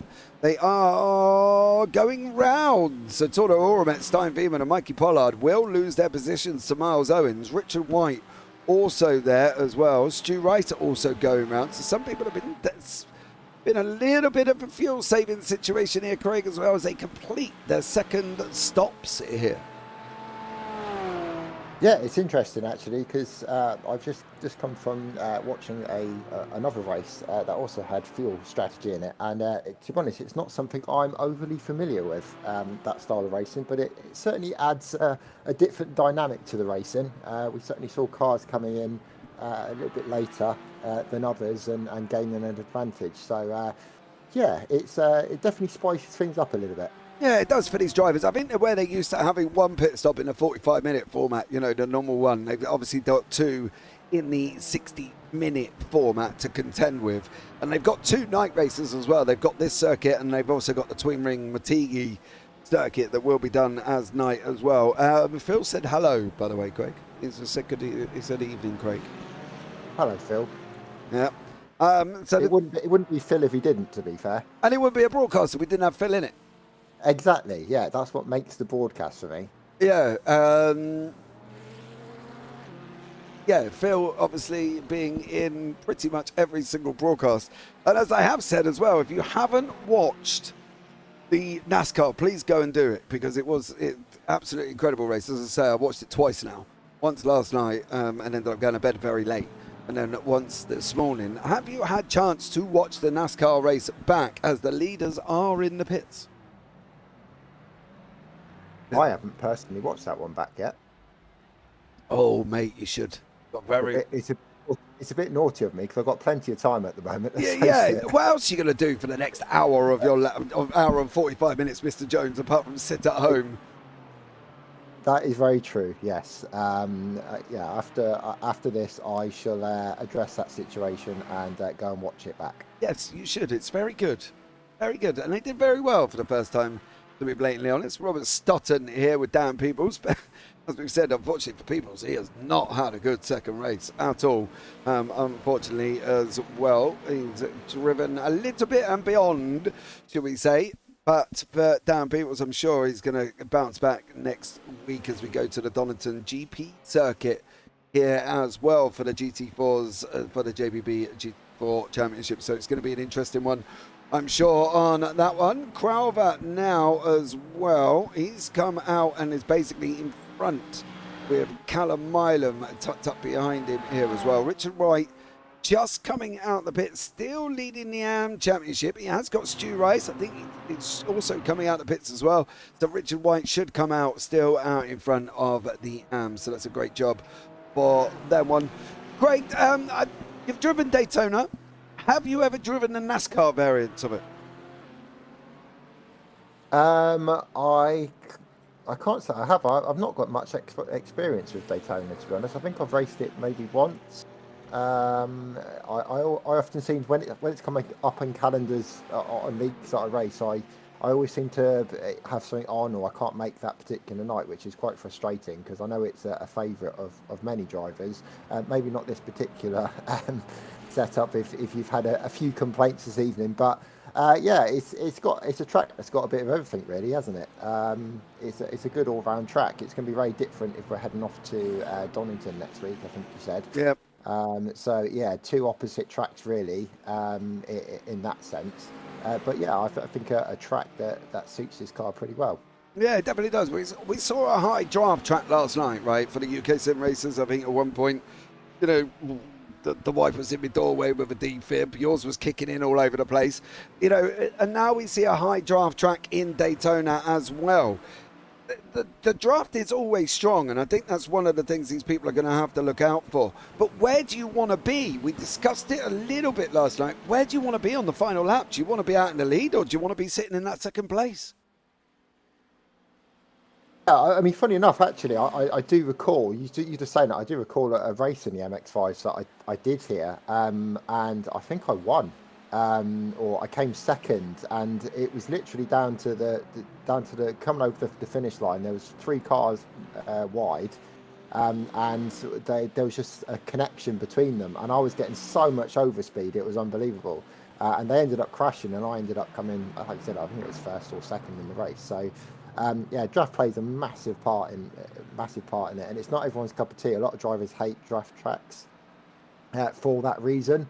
But you know, it's part of racing, and you know, you've got to learn to defend. You've got to learn to use that draft to your advantage. So you know, I love a draft track because you get so much close racing. That they're fantastic tracks to watch. Yeah, and we definitely got that last night as well for the UK sim racers. An update on the laps led. Well, Lily Orde still out in front, leading the laps by 23 laps. He's led this race as well. Bjorklund won, Owens has won, and everybody else, unfortunately, has not one here and led a lap at all. But Liliole doing a great job out in front. Your pole man has gone from basically green lights here to almost at the checkers. Craig, can he hold on for the end?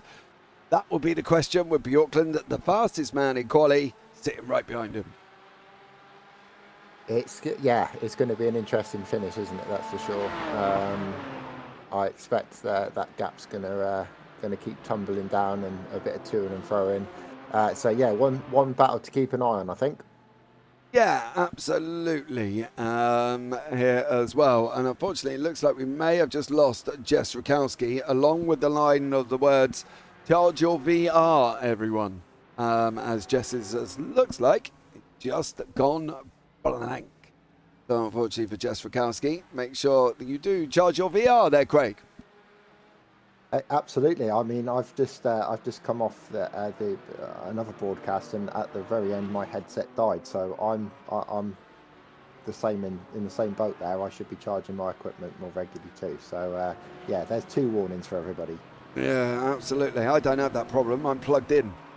All you fancy people with all your little devices that Wi-Fi based and God knows what else, give me a good old plug and I'll plug it straight into my mixer and away I go there, Mr. Jones. Winner, winner, chicken dinner. Well, to be fair, I need my defib. That has to be plugged in. It does. You sat there talking about people's devices, but you know, there's nothing I could do about mine. No, it's but got to stay there. No, but the thing is as well, you're making it out like you carry a 24-volt battery around with you and you're clicked onto it. It feels like I do. Trust me. It really does. It's like someone's shoved a car battery in my chest. It's bizarre. Well, there we go, everybody.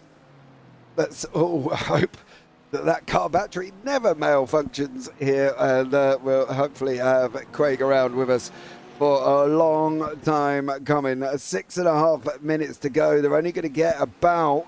Where is the leader, actually? Liliorde now open up 1.2. I've got a funny feeling Bjorkland may have just gone off. We've got 6:41 on the clock. Last lap time's out 2 minutes. 2, 4, 6, probably about another 3.5. So we're going to get to maybe 29, possibly 30 laps here as well. And I think you can safely say it's definitely been a battle, but some of these drivers, Craig, to do this hour race. Yeah, it's a tough old track to keep going, and as we can just see, so that was someone spinning off. Not sure who that was. Oh, that was Robert Stotton. Oh no! Oh yes, clip that curb. That's not what you want to do. No, do you know that's not the thing is as well. It is. Oh, my chair just nearly broke on me now. Nearly went flying on the floor. That's not the first one. Unfortunately for Mikey Pierce, he's done that twice throughout the 2 races. He did it exactly once in race 1, and then did the same thing in race 2, unfortunately, for Mikey Pierce. So he's not had a good night. But then again, he did come out and say that this track was dog's excrement, do we say? Well, that's probably why, because of that curve. I mean, it is a corner that just tempts you. It really does. You just want to, every lap you do, you just want to kind of just chance your luck that little bit more with it. So that's probably what's happened on that occasion. It's desperate to gain some valuable temps to get a lap time down. Yeah, absolutely. I think, no, hang on to it. Oh, don't, whoever that is, don't stop there, sir. Ron Williams. They deserve a ticket. Oh, what's he done? Has he run out of fuel? Yeah, I'd say that's fuel. Gotta be, hasn't it? Did he forget to put fuel in? Oh, Mr. Williams. As he's trundling. Right, it's certainly not a hardware issue or anything like that, because it's moving. But he was in. Oh, he was only in the pit stop time for 6.35 seconds. Maybe he didn't stick enough in. So, unfortunately for Rob Williams, is he going to make it? He's going to need a bump, Finny. Somebody's going to have to push him out to the pits. He ain't going to get round there. Here we go. I think is that Deck Crowther? That's the AA arriving. Yeah. I think that's Deck Crowther going to go. I think he's just giving him a shove. There he is. Deck's jeopardised his own race here to push Rob around to the pits. Oh, dearie me. Well, Triple Blade Racing, Oscar and Gamma team, nose to tail here as well. And unfortunately for Rob Williams, he can only be thankful to Deck Crowther. Deck, you've got to take that chicane, big boy, otherwise you're going to get a penalty. So is Williams going to make it? He's trying to take the shortest route possible to get into the pit. The pits and get a bit of fuel in. This is pretty one of the comical evenings of the night. I can't be honest. That's dedication for you, though, isn't it? Yeah. It really is.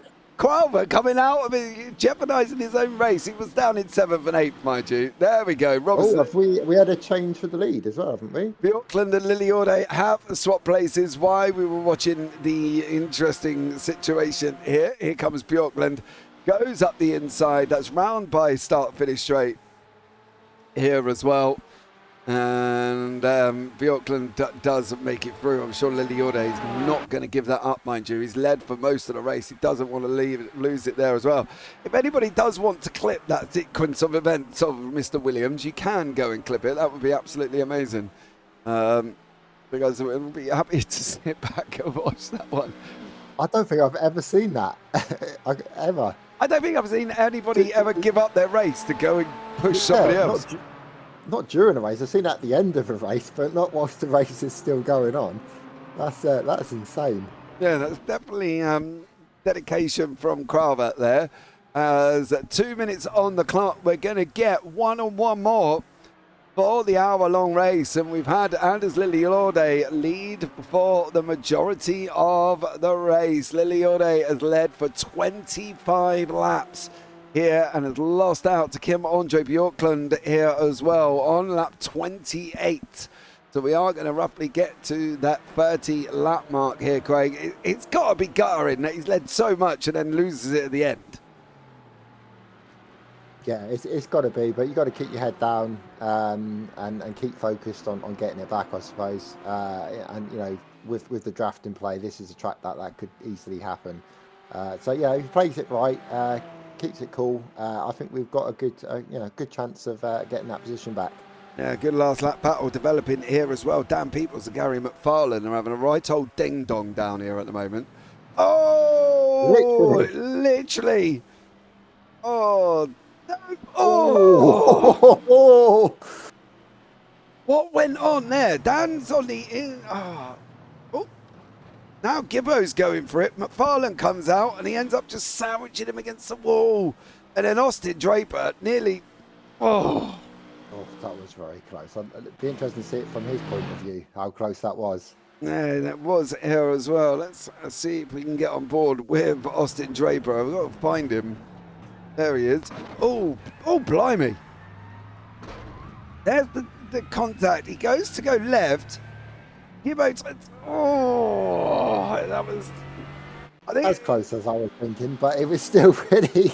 it was a brown pants sort of moment, wasn't it? It definitely was there. Liliorde now trying to go up the inside of Bjorklund. The two guys from Norway scrapping it out here, Craig, on the final lap of the race. Who's going to take the victory? Can Liliorde wrap this up? He surely deserves to wrap this up. If Carlsberg did final laps, this would be it. This is exactly what you want to see as a last lap battle. Later the breakers here. Down to the straight again. Where do you want to be? Do you want to be in front or do you want to be behind to grab that draft? That's what's going to be the key part of this one playing out, I think. Yeah, absolutely. Do you want to be? Where would you want to be? Guys, let me know in YouTube chat coming on to the final lap of Daytona. Where do you want to be? Do you want to be the chaser or do you want to be the one being chased on the final lap of a heavy draft track like Daytona? Who's going to get it at the moment? Liliorde is trying to close up here as well. He knows he just needs to send it for this final time here, Craig. Would you send it if you had the opportunity? Yeah, you have to, don't you? You've got nothing, maybe. I suppose you've got second place to lose, but you've absolutely got to. Whoever gets this chicane, nails it perfect, is going to be your race winner, I think. Oh, Liliorde's going to get a roll. Oh, that was a lot of curb. Oh, he may have just done it. Absolutely, I think it's all over. Oh, looks like... That's really unfortunate. Yeah, too much curve there as well. He shot that Porsche up into the air, and it's looking like Kim Andre Bjorklund is going to come across the line. Liliore is going to have to settle for second place.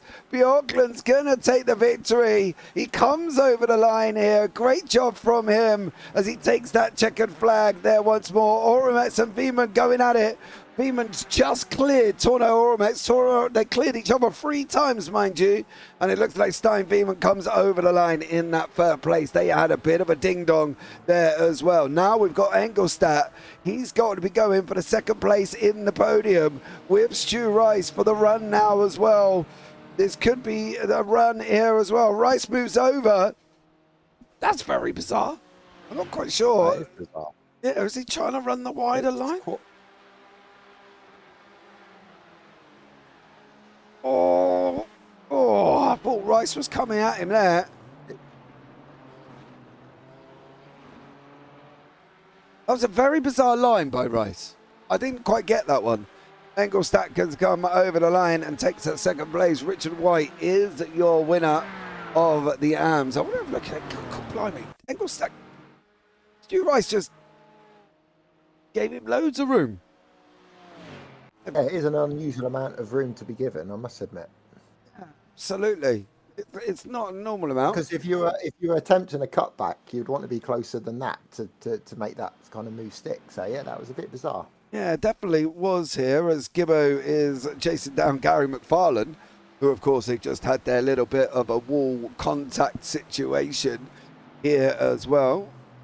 As Gibbo comes over the line, and Callum Milam's going to go over the line. Dan Peoples has had somewhat of a dreadful second race. Gary McFarlane coming over the line. He is going to hang on from Stu Gibbo, so it will be White, Engelstadt and Rice. Whoa! Well, that's one way to finish.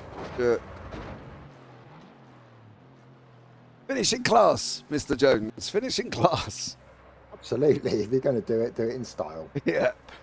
That is the end of the race. We'll just wait for Rachel Hoff to come in, and before we go and pull some people in for interviews here as well. But let's bring you up the results first off here from the second race of the evening. Kim Andre Bjorklund steals it away from Anders Liliore as he leads for 25 laps there as well, I believe it was. Stein Veman in third. Torno Oromets there in fourth. They are exchanging niceties in the Discord at the moment, as Oromets did say.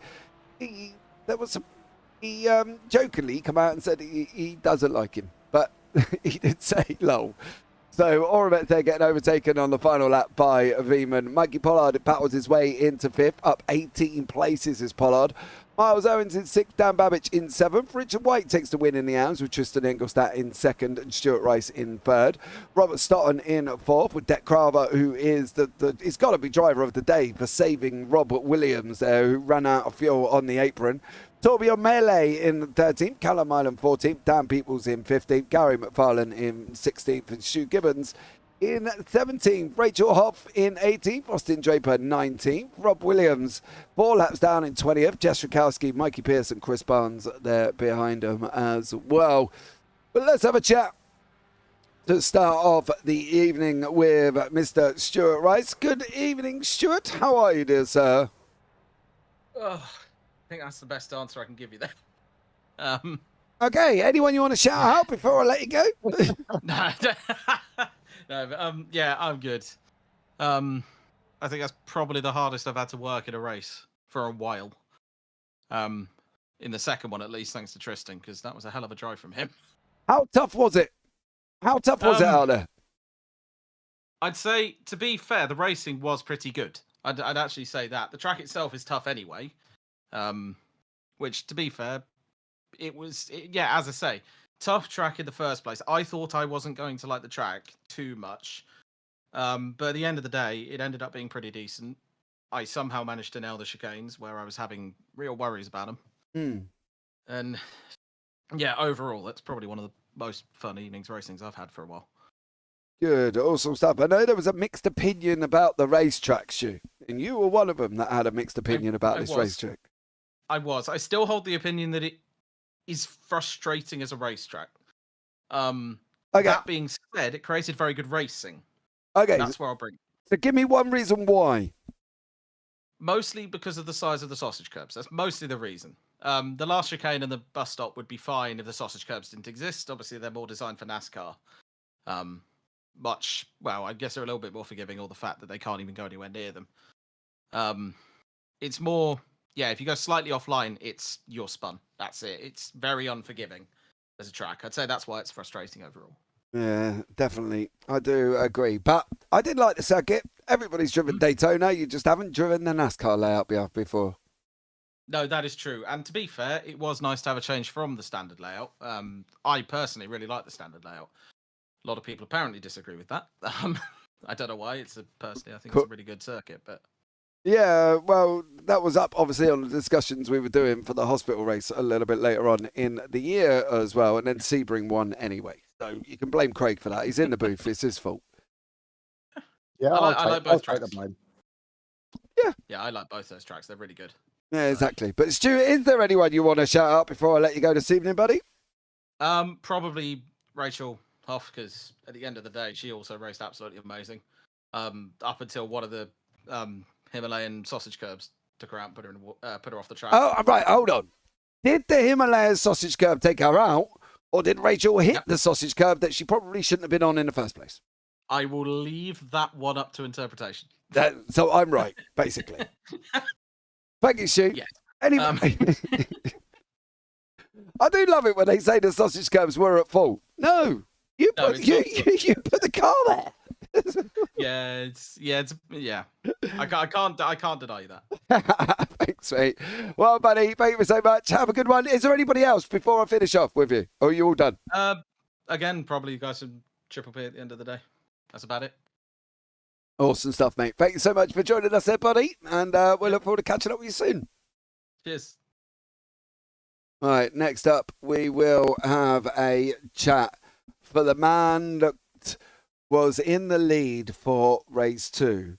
He led for an almighty 24 laps, I believe the final count of laps led was. Then, as his compatriot of Kim, Andre Bjorklund, ceremoniously snatching it away right at the end from him to deny him a green light to the checkered flag win. But let's have a chat with Anders Lilliore and see how he feels about that. Anders, welcome in, buddy. How are you? Hello. Just good, thanks. You led for most of the race, mate. Probably about 98% of it. And then Kim decides otherwise. Yes, I know. He has a little better pace than me, so I tried on the last lap, but I missed it in the last chicane. So did you? I had, yeah, you still finished in second, but did you sit there thinking, man, rats you, Mr. Bjorklund, taking my victory away? No, it was a good fight the last lap, so I think it's okay. He's had a great pace. He gained 11 places, I think. Yeah. Yes. Yeah. And 11. Yes. So I think it's well deserved victory to him. Wow. You must be too nice for your own good, Mr. Lilliore. I would not have said that. Especially if I'd led for every lap prior to him taking the lead. Yeah, but I think on practice I had in this week I had fairly good pace, but I don't know what's different today. So I lost a little of my speed that I had later in the week, I think. So in the other races I have had some bad luck, and I did the thing is matter was to finish and get good points today. Yeah, absolutely. I think that's one of the important things. Some people didn't even get that, so it'd be interesting to see where you come out on the standings there as well. And does anyone you want to shout out, young sir, before I let you go? Yes, thank the rest of my teammates in Team Vikings who I hope watch today. So, and thanks to Kim André for a good fight too. So, Yeah, and friends and family. yeah, there was a few here as well. Atlee says go Lily Orde. Yes. There was Volvo Rallycross said go Norway. So that's a generalisation, I suppose.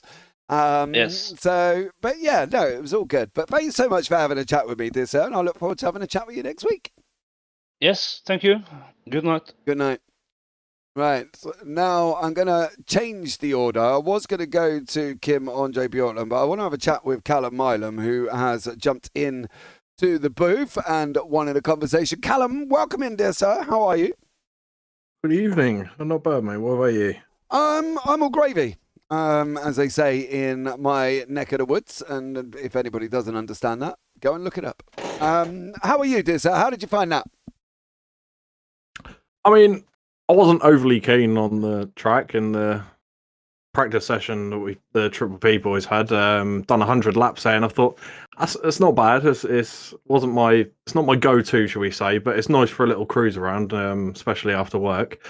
But yeah, I know it wasn't a favourite for a lot of the guys out there tonight. So yeah, it's not up on the list.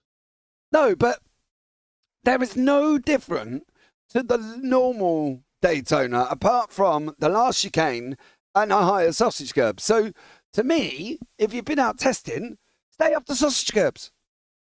It ain't their fault you've hit them, is it? I know, yeah. I'm not contesting that at all. To be fair, I think I hit them a couple of times and got airborne a little bit here and there, but nothing majorly. I didn't have too many incidents of that. I think I spun myself up once on them, but overall, it wasn't too bad, to be fair. It's just trying to get that line right. I think once you get the line, it's no problem at all. Yeah. Could it be ability, do we reckon, Callum? Possibly, but obviously I wouldn't know, being the Loram champ. Obviously I wouldn't know about that. No, you definitely wouldn't. He's worse than me. I'll give over. You mentioned your 6 trophies every broadcast we've been on. And You've just brought that up, so that's on you. And here's the benefit: you are sharing the broadcast booth, James, with 2 champions, me and Craig. So yeah, so we both have an award. We both have won something. We both have a trophy. Credibility. What have you got, James? I've got champion recognises champion. I've got the star on the Hollywood Walk of Fame. Fake star. Hey, is that the spare one by the recycling bin, or no? It's on my wall, Mr. Milam. Thank you very much. It's on my wall. Anyway, I want to get through and get to the real winner of this evening, who is waiting for me, Mr. Milam. Anyone you want to shout out, young sir, before I let you go? Yeah, all the Triple P boys. Evans, for one, for keeping me in the team, and Barnes, Rob, Deck, and Stu, for Gibbons, for all them giving me a hand and helping me get my pace up this season, because for once I'm actually getting in the battles and not being lapped. So big shout out to them, and shout out to the sponsor for the team, Autobead. Yeah, awesome stuff. And Phil has put in the YouTube chat, and he died twice, James. There you go, in reference to Craig. Yeah, can't forget that. No, we can't. You reminded us enough. So, right, Callum, take care, buddy, and I'll catch up with you soon. Yeah, have a good one, guys. Right, now we're going to bring in Kim Andre Bjorklund, who followed Anders Lilliore, while Lilliore led from the green light and then cruelly snatched it away 3 laps from the end here to stop him having agreed to checkered, but he did take the checkered flag himself here as well. Welcome in Mr. Kim Andre Bjorklund into the booth. Kim, how are you? I'm good. It was really fun to race today, actually. Yeah, it was. You were following Anders for a lot of it. Was it intentional to follow him, or what was going on there? I was trying to let him have a gap so I could use his slipstream to set the fastest lap, but I made some mistakes when trying to set the fastest lap, so it didn't work out.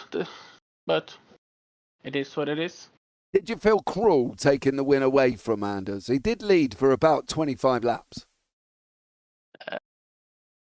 Since I started so far behind, was okay, I think.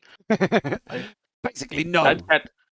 I had catched him by a good amount of time, so I think we equally.